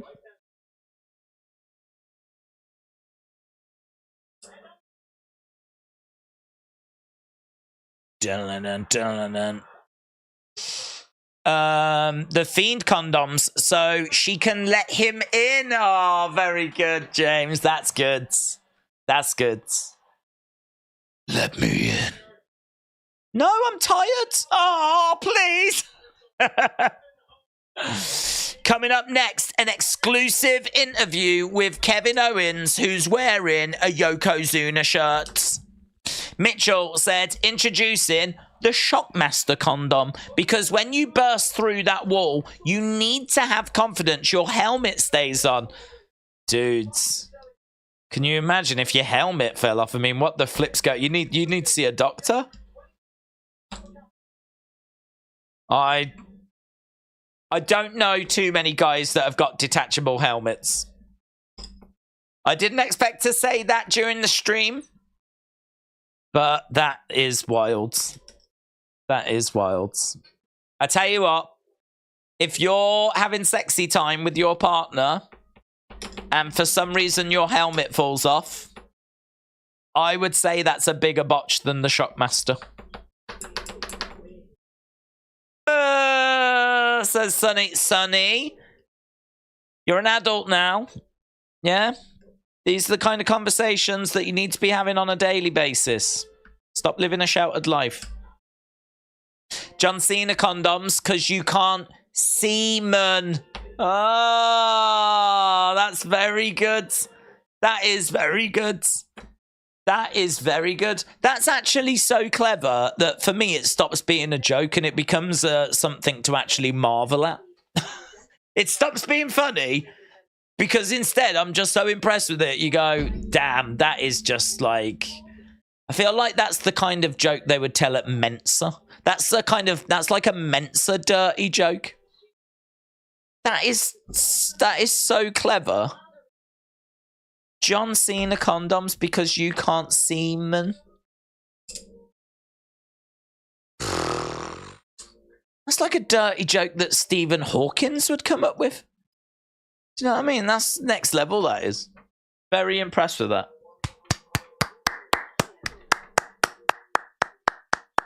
I'm clapping and I'm making it sound like a good clap as well. Because sometimes they can sound a bit patronizing, but that's actually very clever. Very good. Walls of...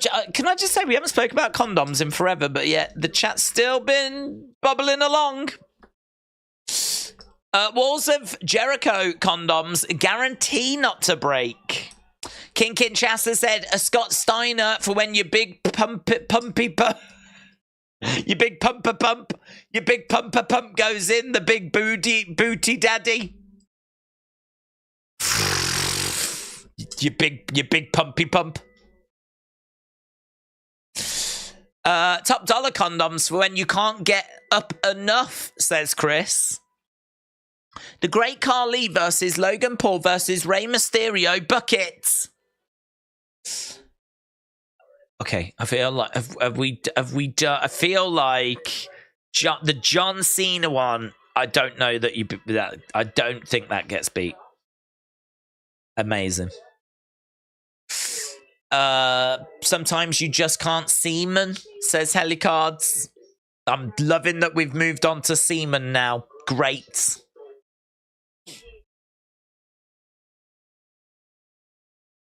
Right, we're at commercial break. We've got half an hour to go. Lots of semen and condom conversation this evening. Big shout out to everyone. It's a crazy chat tonight, says Reyes. It really is. JJ Dillon condoms, said Charles. Bushwhacker condom, said Chris. Is Callie dead, said Mr. Quake. Yes. Introducing the Bad Bunny edition. Unleash the 2023 version of Bad Bunny. Let's go. And you get 67,500 VCs. Essential.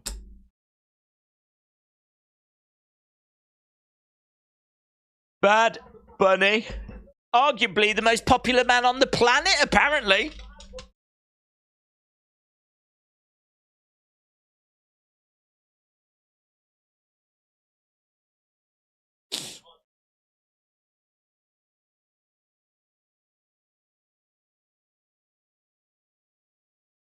His 5th studio album, the 2023's most streamed album in a single day. It's mental, innit? It's mental. Mitchell says, hardcore Holly Viagra for when you need a little spark. Edward said, can you stop the condom chat? I'm only 12. I've got school in the morning, says Edward. Well, just think of this as sex education, then. Oh, hello. Here's the sit-down chat. Let's go. Kathy Kelly, Kevin Owens.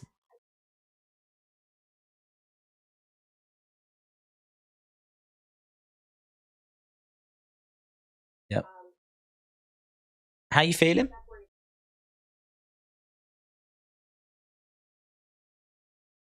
Doesn't feel great, says Kevin. We worked for a long time.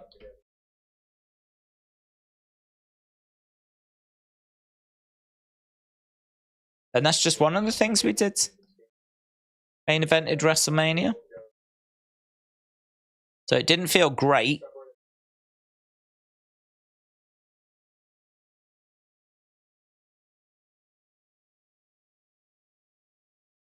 I'm happy to be on SmackDown.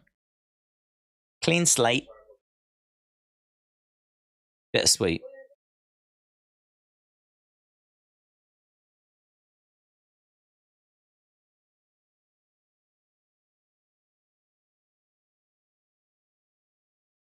Lot of history with the Bloodline.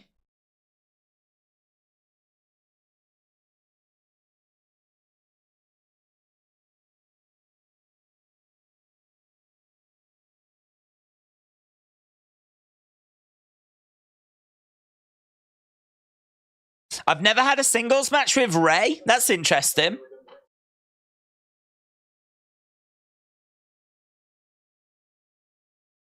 A lot of new faces I can punch.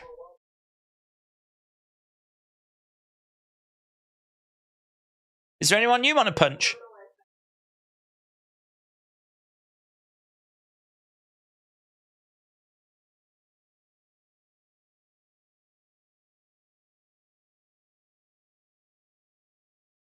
So he's asking Kathy who he should punch. Tony Khan.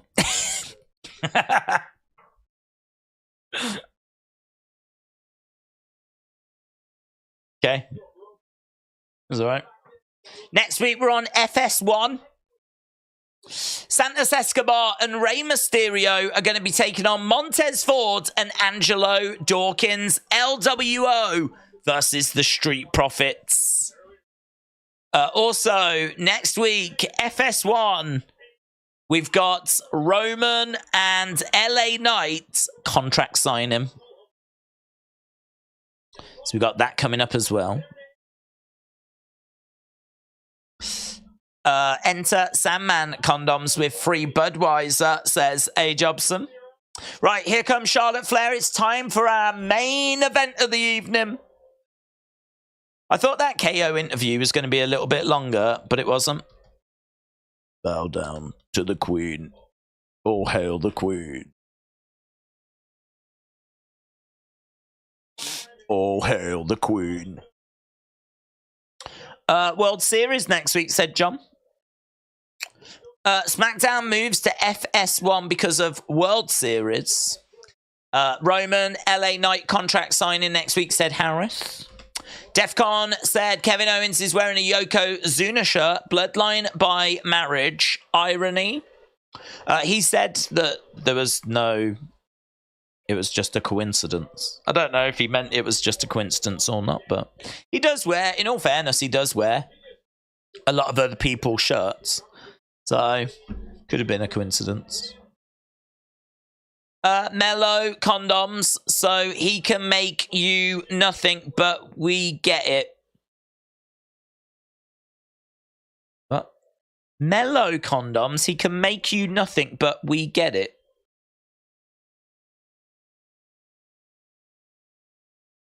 What? No, I don't get it. Try it again, but English.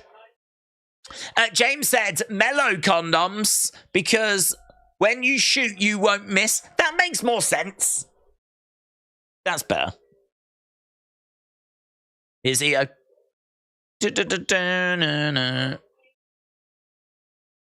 Iyo condoms, so you can come in the sky. What? Didn't work. Iyo condoms, so that your partner doesn't get pregnant, and it provides damage control. It's better if you put like laughing after. That's how comedy works. You say something, it doesn't even matter if it's funny or not, but if you laugh after it, at least people know they're meant to find it funny. That's how sitcoms do it. Bailey's at ringside. Oh my god, she's wearing little leather pants. Oh my god. Don't panic. Don't panic. No one panic. I think Bailey's got her legs out. Oh my god. Calm down, everyone. Calm down.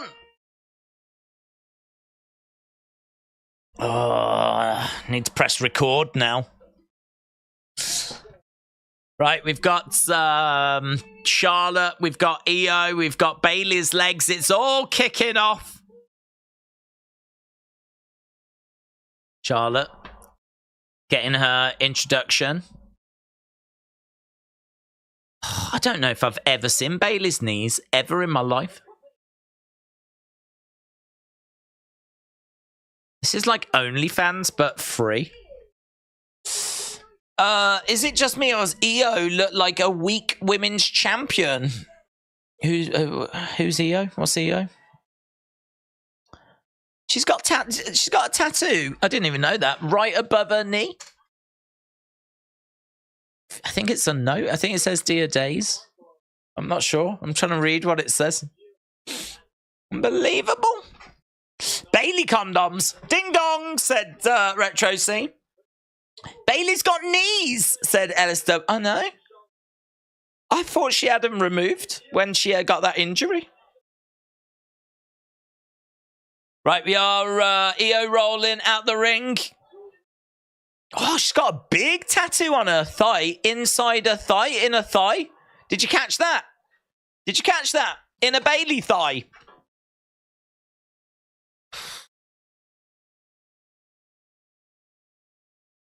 She's got a tattoo. Them pervs better be getting good angles of Bailey. Bailey condoms to protect your ding dong, said Kevin. Days, I said mellow condoms so he can make you nothing but wet. Get it?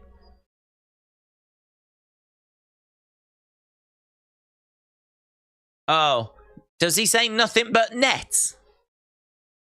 Doesn't miss, nothing but net, but you've changed it to nothing but wet. Got you. Okay, I think I'm with you now. Yeah. That is acceptable. I'm just a little bit distracted at the moment. Mustafa Ali condoms will help you get a life, said Wrestle Andy. Very good. We're not letting that go, are we? I love the Bailey leg tats, says Nathan. I hope they sell them on WWE Shop so that I can buy them and slap them on my thighs as well. That's what I want. Dakota Kai condoms for the man who wants to get control. Wants to control his damage. Oh, is that what you call it, is it? Talking about condoms, but poor Dom Dom's got a mom, said AJG. Santino said, I left the stream an hour ago. We were talking about condoms. I've come back and we're still talking about condoms. Yes. But we're also talking about Bayley's legs. There's lots of different conversations that are happening right now. Erasure Mind said, I like her inner thigh.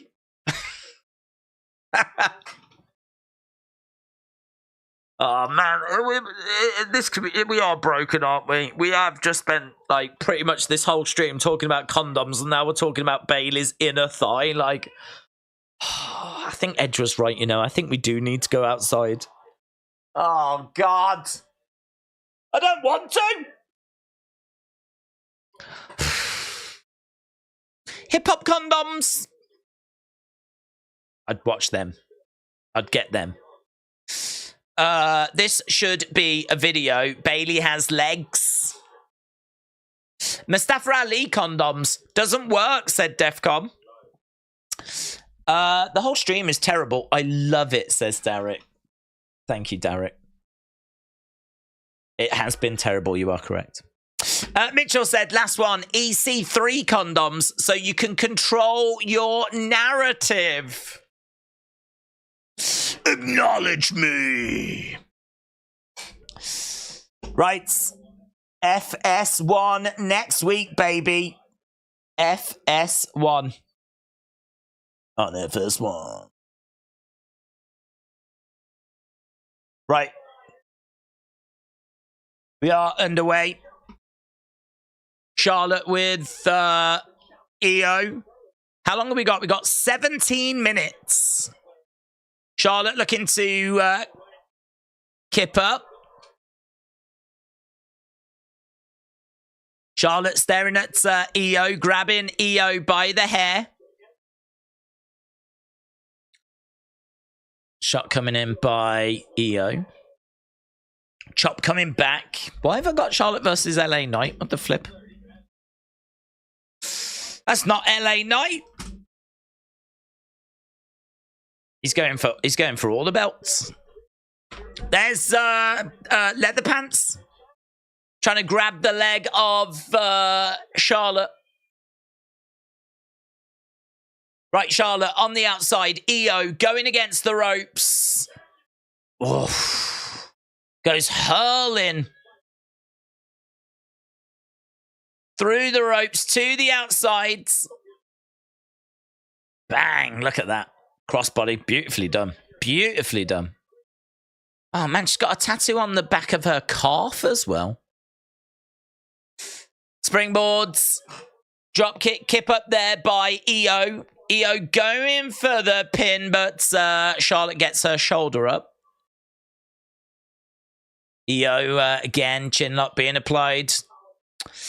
Sasha Banks condoms for boss time, said Mr. Quake. British Bulldog condoms. We've got Dakota on the outside holding the championship along with Bayley. Bembo said LA Knight is going for the women's title just to advertise his condoms. So many condom conversations. 16 minutes left in the show. Drew McIntyre condoms for those times that you need to protect the sword. Maybe they could look like a sword as well. That would be nice because that would mean that everyone that was wearing one, their dongs would be called Angela, named after his mother. That's a lovely tribute, I think, to Drew's mother. Lovely tribute. Kojiko, here we go. This will save things. Pina colada sipping with that Carlude sickle taken away from the wheel to see the kitty to the willy pitty. I don't use pineapple. My pickle is a free deli. Say clinical. So let's do poop soup yum. Kojiko. Is there a code to this or something? Like, are we meant to? I don't know what. I don't know what to do. I don't know what I'm meant to do with that. Over the top rope, Charlotte goes to the outsides. Iyo on the edge of the ring. She does see an opportunity. She goes for a head scissors, but Charlotte grabs Iyo. It's going to look to plants her on the edge of the ring. Iyo goes down.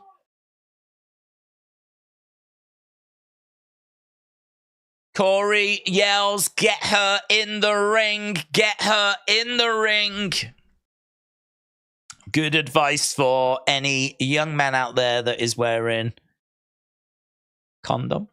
But also good advice for Charlotte, because you can't win that title on the outside. How does Coach Co have the money to throw at this nonsense, says King Kinshasa. I don't know if it's not like White Rabbit and there's like a deeper meaning, but I just don't know. I wouldn't even know. I wouldn't even know where to start. James said, Nia Jax condoms, so you fill her hole. Yeah! Fill her hole! Fill her hole! Fill her hole! Brilliant. That would be my wrestling name. Fill her hole. Hey, Phil. Yes. Yes. My hole. Oh, fill her hole. And the crowd could chant that. Fill her hole. Fill her hole. Fill her hole. Oh, yay.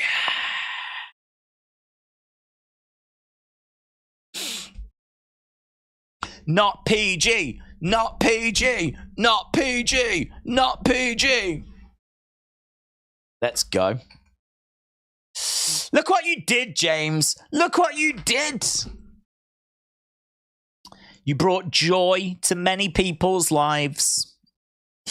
Sonny said, I've sold around 23 books. I know others that might buy it for Christmas presents. It's amazing, honestly. I mean, I thought that you'd probably sell about 5. Because considering that's your first book, and I mean, I don't know if you've built up a following in the literature world. Maybe you have, that I'm not aware of. But to seemingly write a book and out of nowhere be able to sell like 23 copies of it is amazing, to be honest. I am fairly confident I could not sell 23 copies of a book. But I'm not going to try either, to be honest. So let's just say I could if I wanted to. Yeah. Fill Her Hole could sell 23. How to Fill Her Hole by Fill Her Hole. I don't know what this stream is. I don't know what's happening. Right. Here we go. Women's Championship on the line. Charlotte versus Iyo versus Bayley's legs. Iyo looking to go over. Sonny said, I'm working on a second book. It's hard to make poetry. Is that what it's called? It's a good title. She wants a 3, but it was only a 2. Rest with Andy said, Moondog spots condoms when you've got a bone. Oh. You're not wrong, are you? You're not wrong.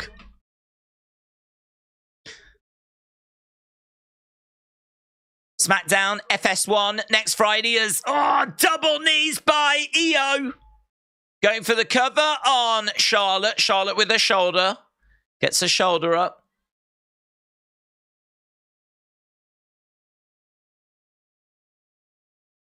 Boom. Iyo going against the ropes.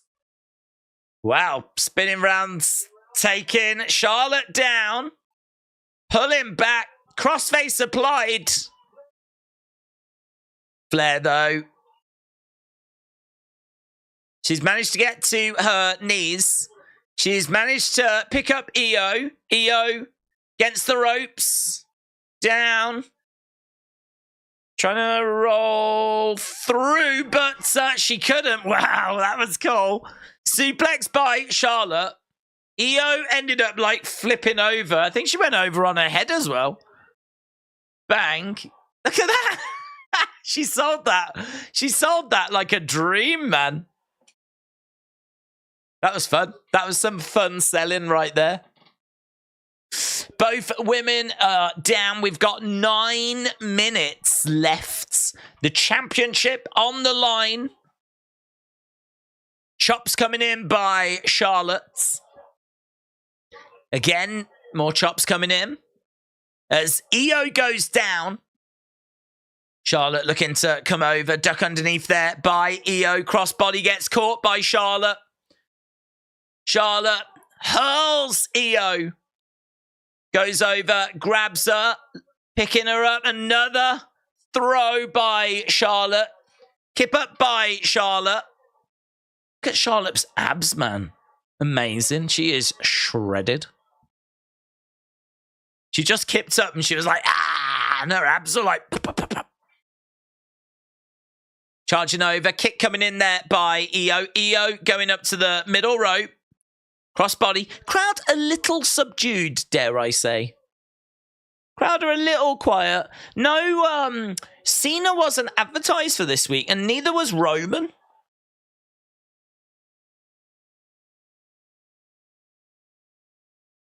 She's got Iyo up on her shoulders. Oof. Iyo planted. Big Samoan drop off like the second rope there by Charlotte. Only gets a 2 count, though. Bayley watching on, looking a little bit concerned.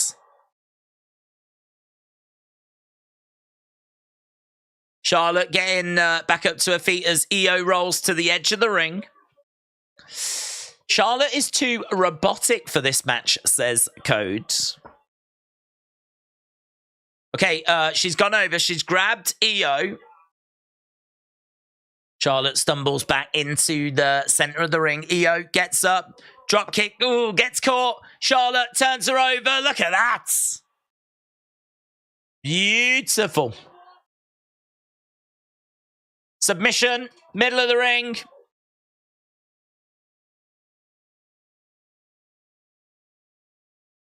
She's rolling through. Pinned by Iyo. Kick out by Charlotte. Open palm strike by Iyo. Iyo going over to the corner. Charlotte coming in. Forearm strike by Charlotte. People are on their feet now. Hello. Well, she's got her foot on the... Yeah, good. I'm glad she moved it out the way. She put Io's leg onto the rope, and then she was going to jump up and land on it. Thankfully, Iyo was able to move her foot in time. Io's going up, looking for the moonsault. She's in position for the moonsault. Oh, legs up there by Charlotte. Spear by Charlotte. Iyo. 1, 2, foot on the rope. Foot on the rope. Bayley put the foot on the rope. Bayley just saved Io's bacon there. She just saved her bacon, man. That was done. Crowd are booing. Bayley pointing to the fact that Io's foot was on the rope. Charlotte wallops Bayley. Bayley goes down. Tell you what, oh, big slap. Bayley down again. Bayley getting hurled. Oh my God. Into the commentators. Bayley goes flying into Kevin Patrick. Charlotte dealing with Bayley. Charlotte getting back into the ring, but Dakota providing a distraction. Spear by Charlotte, but Iyo had the title in her hands. Very reminiscent of Bret Hart and Goldberg. Clever little ending, though. I like it. Charlotte spears Iyo, but Iyo had the title. And ends up knocking herself silly. And Iyo gets the win. So Iyo has retained. 65% of people in the chat were correct. We had over 1,200 votes. Over 1,200 votes. 65% of you said Iyo. 34% of you said Charlotte. And I can tell you that the 65% were correct. Eric said, I like that they threw out Jay and Adam Pearce. Now maybe the brand split will be taken seriously. Harif said that was chaotic. Now, Bailey. Oh. Jade? Bianca! Bianca's returned! Bianca comes racing down. Haven't seen Bianca in a while. Bianca comes down and makes the save. Kicks coming into Bailey. Shot coming in there to Iyo. She picks up Spinebuster to Bailey. Bianca in gold. Knee-high boots. She looks... Is it just me or does she look a bit bigger? I wouldn't be surprised, you know, if Bianca had been hitting the gym even harder. What with Jade Cargill coming in.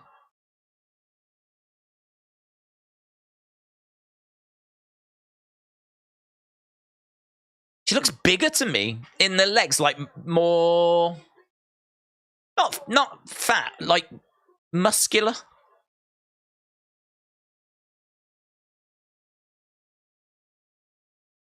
There we go.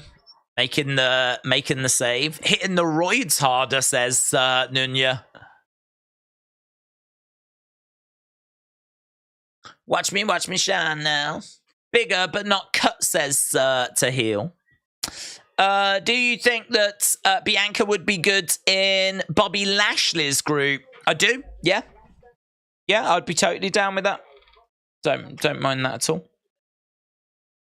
The EST is back. Bianca is going to get the Michael Jackson skin treatment. She's looking a bit more bigger to me, but again, not in a disrespectful way. I think, like, it really wouldn't surprise me if she's been hitting the gym. What with like Jade coming in. Because you've got to think, I mean, I think Bianca will be pleased to see Jade because you always want big, credible women coming into the division. It's just more opponents, more opportunity. I mean, Bianca's not going to lose her job. You know, they've invested too much in her. She's too over. Like, she ain't going to lose her job. But, don't know, you could also look at it and think, well, you know, that's going to make life harder for me to be a champion. You know, got to think that Jade's probably going to have one of them main titles on lockdown for quite a while. So it means that a lot of other women are going to be competing for those other belts. So yeah, it's probably a bit bittersweet. It's a double-edged sword, isn't it? It's good that they're coming in. There's loads of great matches. That's going to make the women's division quite exciting, but equally, it's another woman you got to compete against. If you're someone like... It's interesting because the reason why I say Bianca is because I don't think Charlotte and Bailey and Becky are going to be bothered because I feel like the bulk of their careers are done.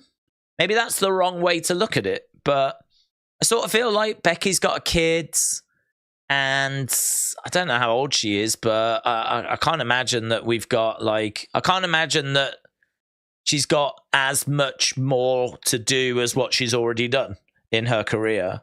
I've got to think that the bulk of it has been done by now. So, you know, I think she's looking for just cool opportunities now, Becky. I think she's looking at like, oh, can I have a match with Trish? Can I have a match with Lita? Can I win the NXT title? Can I do this? You know, I'll have a match with Jade. Brilliant, yeah. But, I mean, Becky's position isn't under threat. Charlotte's a 15-time women's champ. I think Charlotte said she hasn't got long. Like, I think she's looking at calling it a day within the next few years. So I sort of feel like a lot of those women have had their careers. They've done a lot of stuff that they want to do. And so, but I think Bianca's still got so much more that she needs to do, you know? I wonder how Rhea feels about it. Probably, again, quite excited, I would imagine. I would imagine it's more excitement than anything else. Definitely. But you could understand if there was that little twinge of... it's going to make things a little bit harder now. Kitson says ex-condom. Ex-condom. That's what you can call it once you're finished. King Yeti said, I also wish that Charlotte would go to AEW because I don't watch AEW. Big Time said, Charlotte's been at the top since 2015. She hasn't slowed down and she's 37. I could imagine she's reaching that stage where it's time to help other women. Kieran, shout out to you. Yeah, put in your scores. Put in your scores. What did you think of the show? Did you... I need to put the score thing up, don't I? So that people like to vote. So that people can vote away. Put in your thoughts. Put in your scores. Did you enjoy it? Did you not enjoy it? I thought Bianca coming back was nice. I don't think she's been away all that long. I mean, is it just SummerSlam since we last saw her? What did you score WWE Smackdown? Wrestling God, see you tomorrow, my friends. Yeah, massive UFC show. You are right. We are definitely here for that. Should be, we're going to start nice and early as well. In fact, I probably can't stick around too long because I need to do a couple of bits and then get to bed.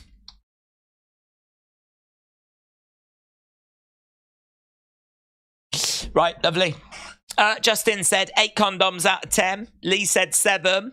What's your final score? I'm going to go with a 6.75. I loved the Cena segment, but would have loved longer matches. I can't even remember much of the matches, to be honest. I mean, the main event, I suppose... What did we get? We got Montes. We got the main event. We got... Oh, we did get that tag match, but that was a bit throwaway, wasn't it? Yeah, I agree. There wasn't really much, was there, that was... wasn't really much that was all that to write home about from an in-ring perspective. Although I did enjoy the main event. I thought the main event had a bit to it. A couple of segments which were fine. I mean, it was entertaining. Definitely worth a watch, but far from a vintage episode. Wrestlemania said, will Jade redo the undefeated streak? Will she redo it? I would imagine... Well, I don't know if they'll do an undefeated streak, but I would imagine she'll go undefeated for quite a long time, yeah. Whether they make that out to be a streak or not. It's going to take something special to beat her, isn't it? I don't know, should they do it? Should they do it? Should they copy what's already been done? But then saying that, you know, it probably is the right thing to do because if she's going to lose, it's going to need to be, you know, on a big stage and for a good reason. So they might just naturally create a streak without even trying to create a streak. I don't know. If I was booking her, I would not have the idea of doing a streak because I think you've already done that with a few people, and I think it's a bit predictable, and she's already had it in AEW. So I wouldn't go with the idea of a streak for Jade, but then saying that, would I ever lose her first feud? No, I wouldn't. And then, you know, moving on to her next feud, would I ever lose in that? No. And in all fairness, if I was booking her, she'd be in NXT. Would I ever lose in NXT? No, I wouldn't. So before you know it, you've got a streak, even if you wanted to do it or didn't want to do it. So it's a good point. It's a good question. King Yeti said, attention Days fans, condom! That is all. King Yeti, shout out to you. In my mind, like, you've just run in the room, yelled the word condom, and run back out again. God bless you. Big Time said, Bianca returns, Nick Aldis and the Pierce stuff, Cena retirement tease, Logan, Dylan Dennis. Can I just say, if that was a retirement tease, it was god-awful. Because not for 1 second did I even at no point was I like even remotely believing that he was retiring. And that's especially disappointing because the greatest retirement tease, which was Mark Henry, Cena was in the ring for that. You'd have thought he'd have learned a thing or two, you know? But for someone that's like a Hollywood actor, I was not for a single second believing that he was about to announce his retirement. But Bianca returned, she did. Nick Aldis, Adam Pearce backstage. Logan, Dylan Dennis video played on WWE. LA Knight Heyman opening segment. Hard to say the show didn't have much talking points. Is the Logan, Dylan Dennis video a talking point? That talking point? Bianca returned. Aldis Pierce, little rivalry backstage, yeah. Cena segment, yeah. LA Knight Heyman opening. It was all right. Didn't do much for me, but it was all right. Yeah. I agree. For me, this is like a 6, 7, 5, 7. I don't think there's anything that's there to, like, you know. It was a solid watch. It was fine.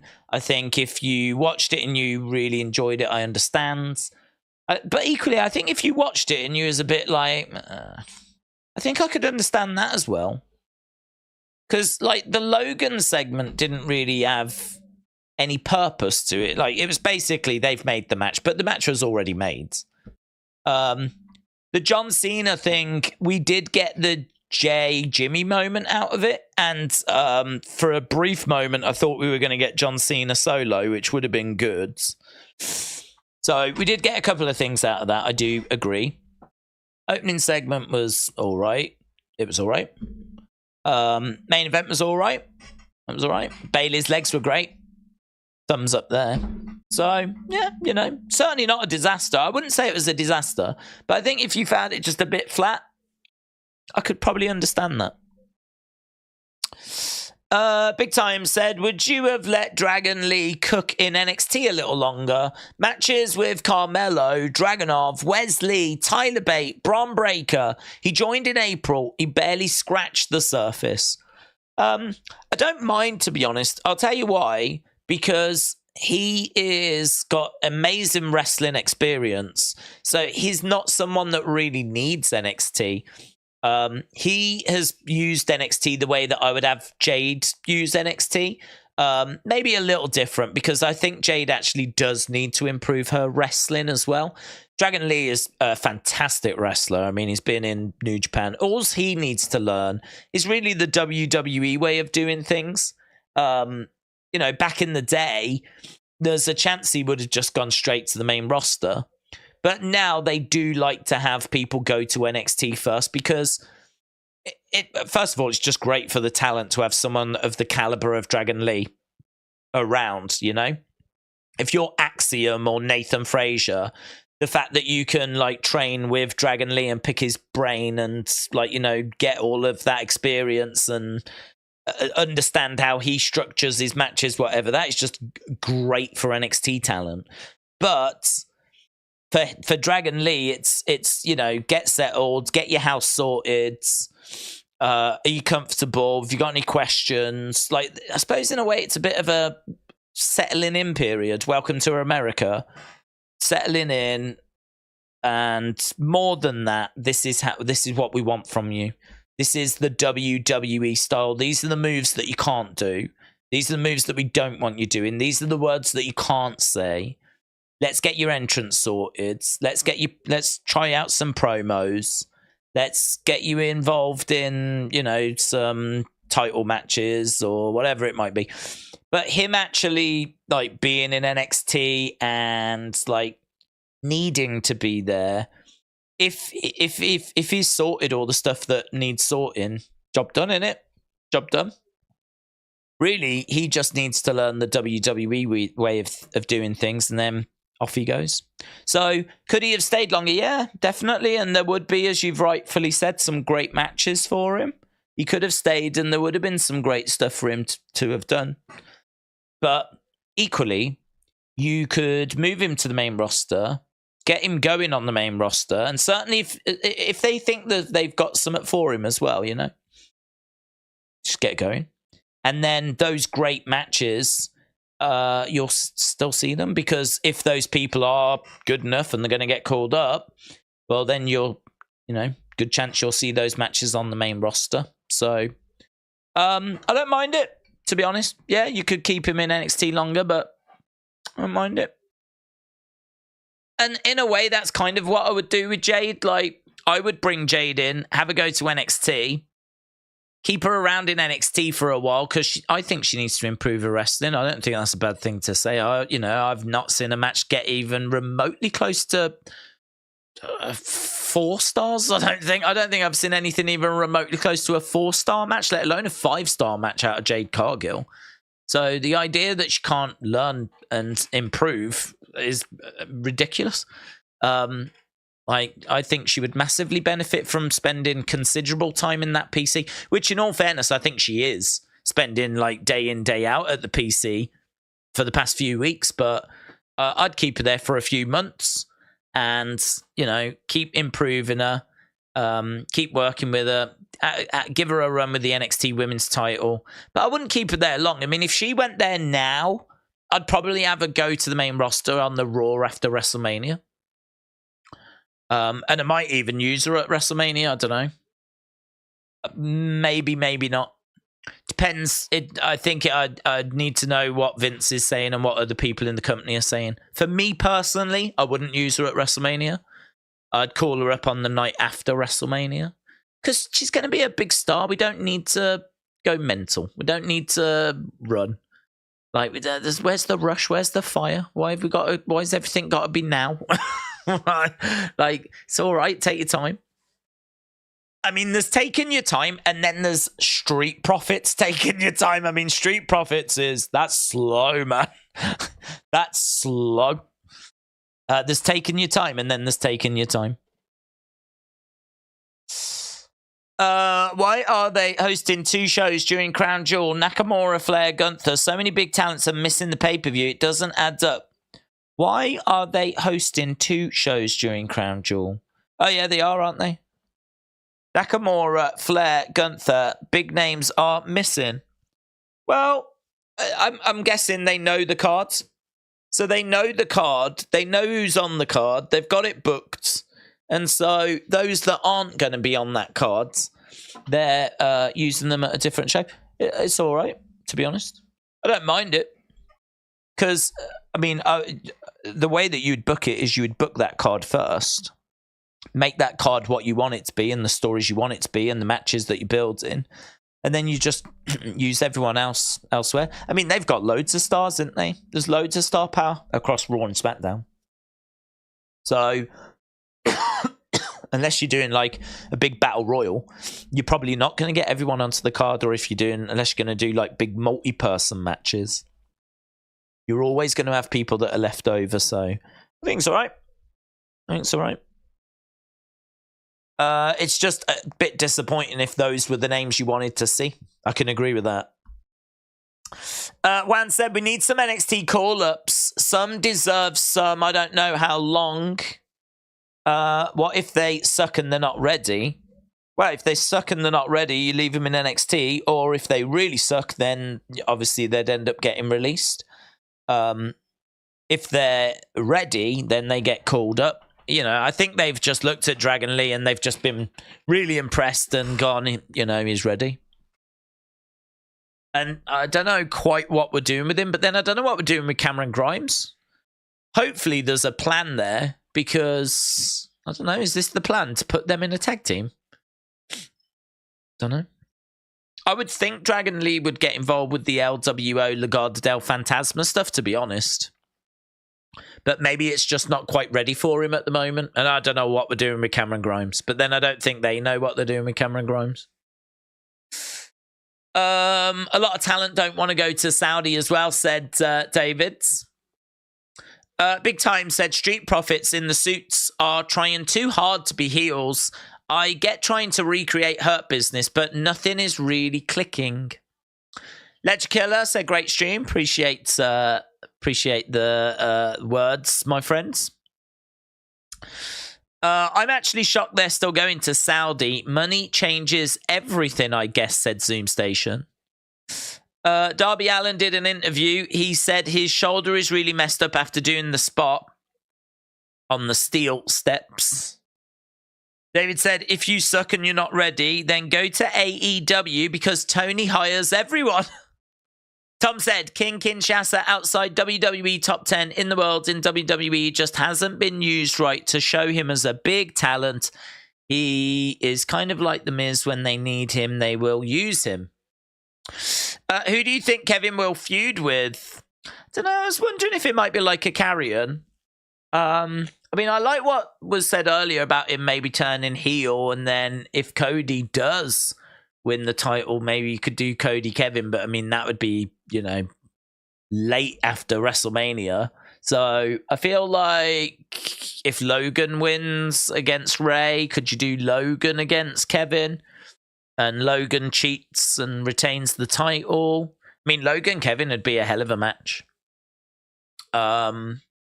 And I sort of feel like, yeah, him and Cody, I think him against Carrion, you could potentially do that as well.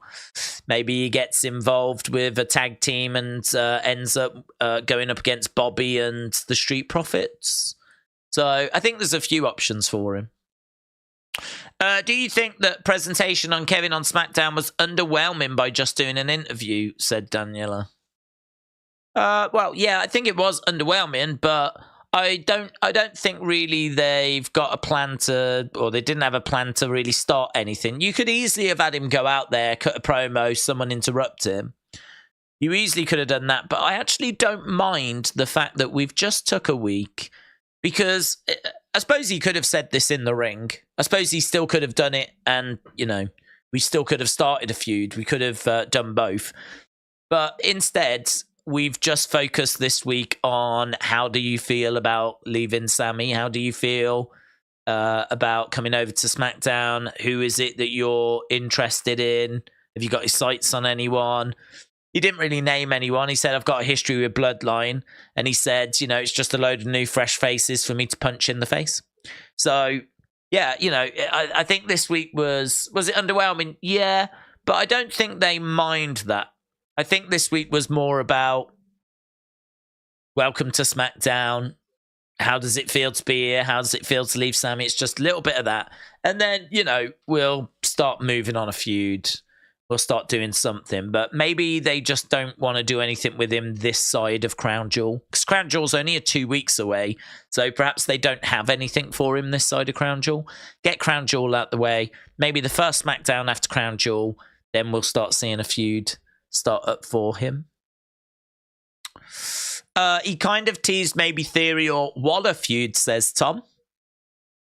Big Time said, I wonder how WWE will make the trip to Saudi. I'd avoid passing anywhere near the countries surrounding Israel with airstrikes and complete danger zone. But there'll be no fly zones anyway.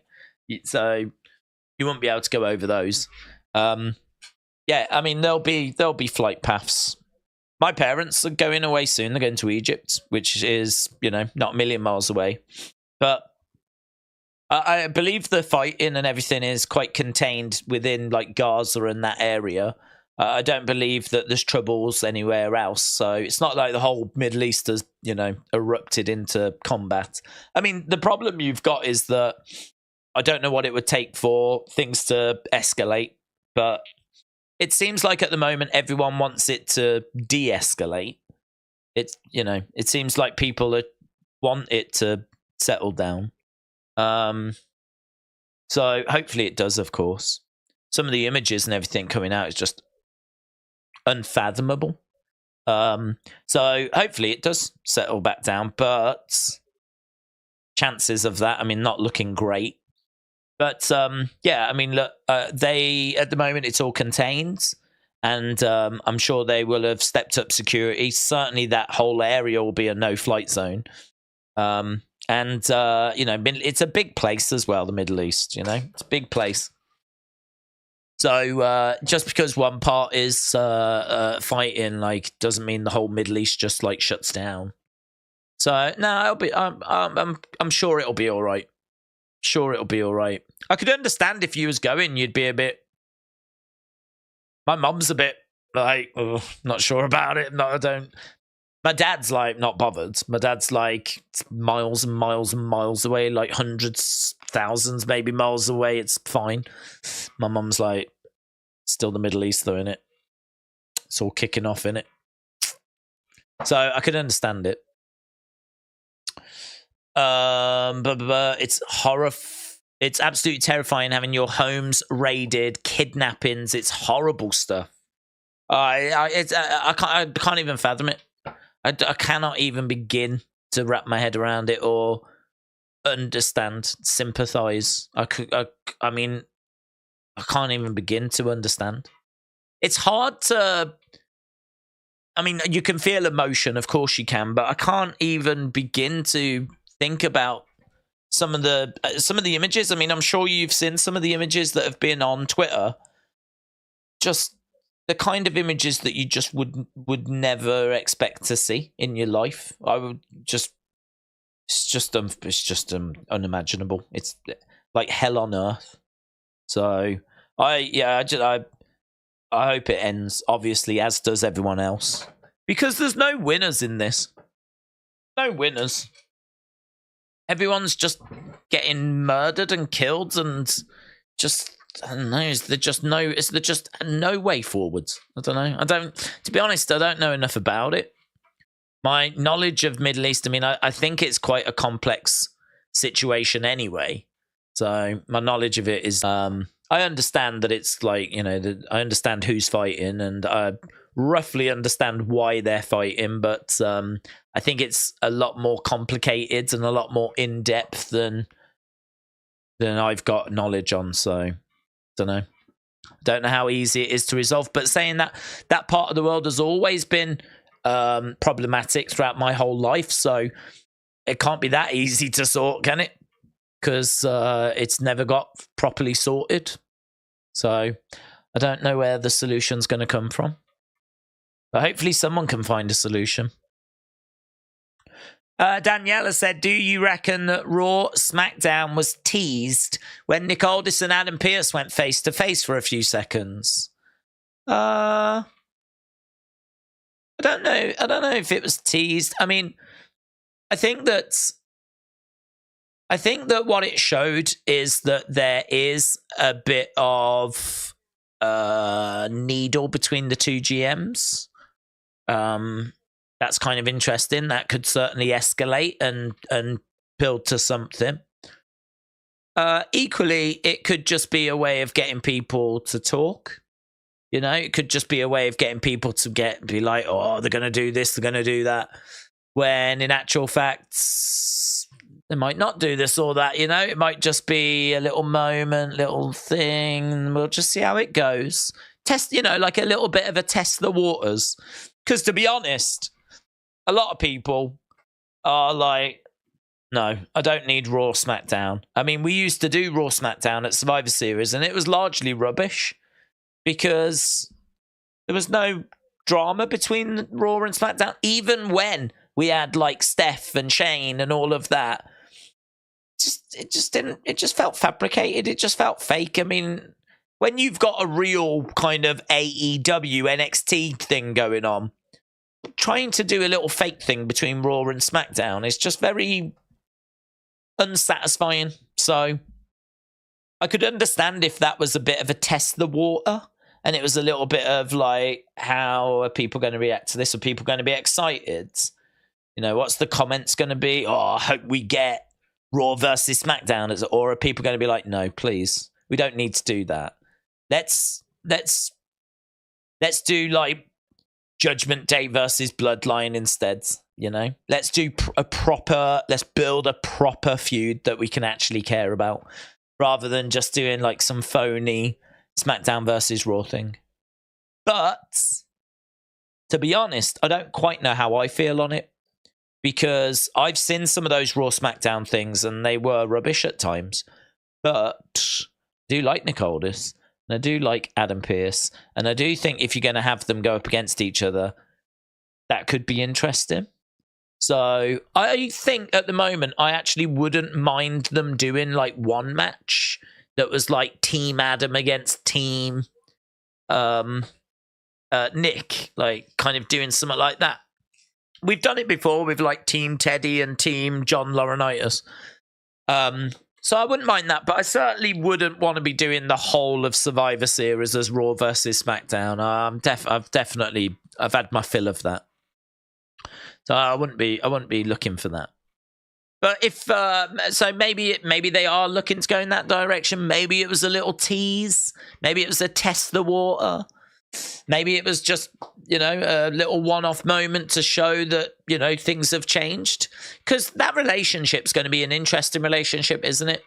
So it could just be that we're looking to see how they're going to work together and not actually be any more than that, you know? Might just be there's a bit of friction between them two. But if there is, then you'd think at some point that is going to lead to something in the ring. Probably not Adam Pearce versus Nick Aldis. It probably would be that they would have superstars representing them. So if we are going to keep going down that road, then yeah, you'd think that at some point, maybe even if it's not Survivor Series, but at some point, maybe WrestleMania, maybe SummerSlam, maybe next year's Survivor Series, it probably will lead to something, yeah. When Raw and SmackDown battle was their way of trying to drum up WWE, WCW type deal. I do remember SmackDown in 2016 got hot, beating Raw in the ratings. WWE brought it down a level. Have you got Usman winning tomorrow, said Sports Simulation? No, I don't. I've got Chimaev. Chimaev is bigger because Usman's moving up a weight. Chimaev's bigger and he's had a full training camp. Usman's coming in on 11 days notice. I think for that reason, Chimaev has the advantage and I think he'll get it done. But close. It's going to be close. I mean, Usman has definitely got an opportunity to get the victory. Right. Let's wrap it up there because I need to go and get some sleep so that I can get up and get going tomorrow. Don't forget, it starts early tomorrow. We're starting, I don't know if we're starting at like 2, which would be like 9 a.m. Eastern.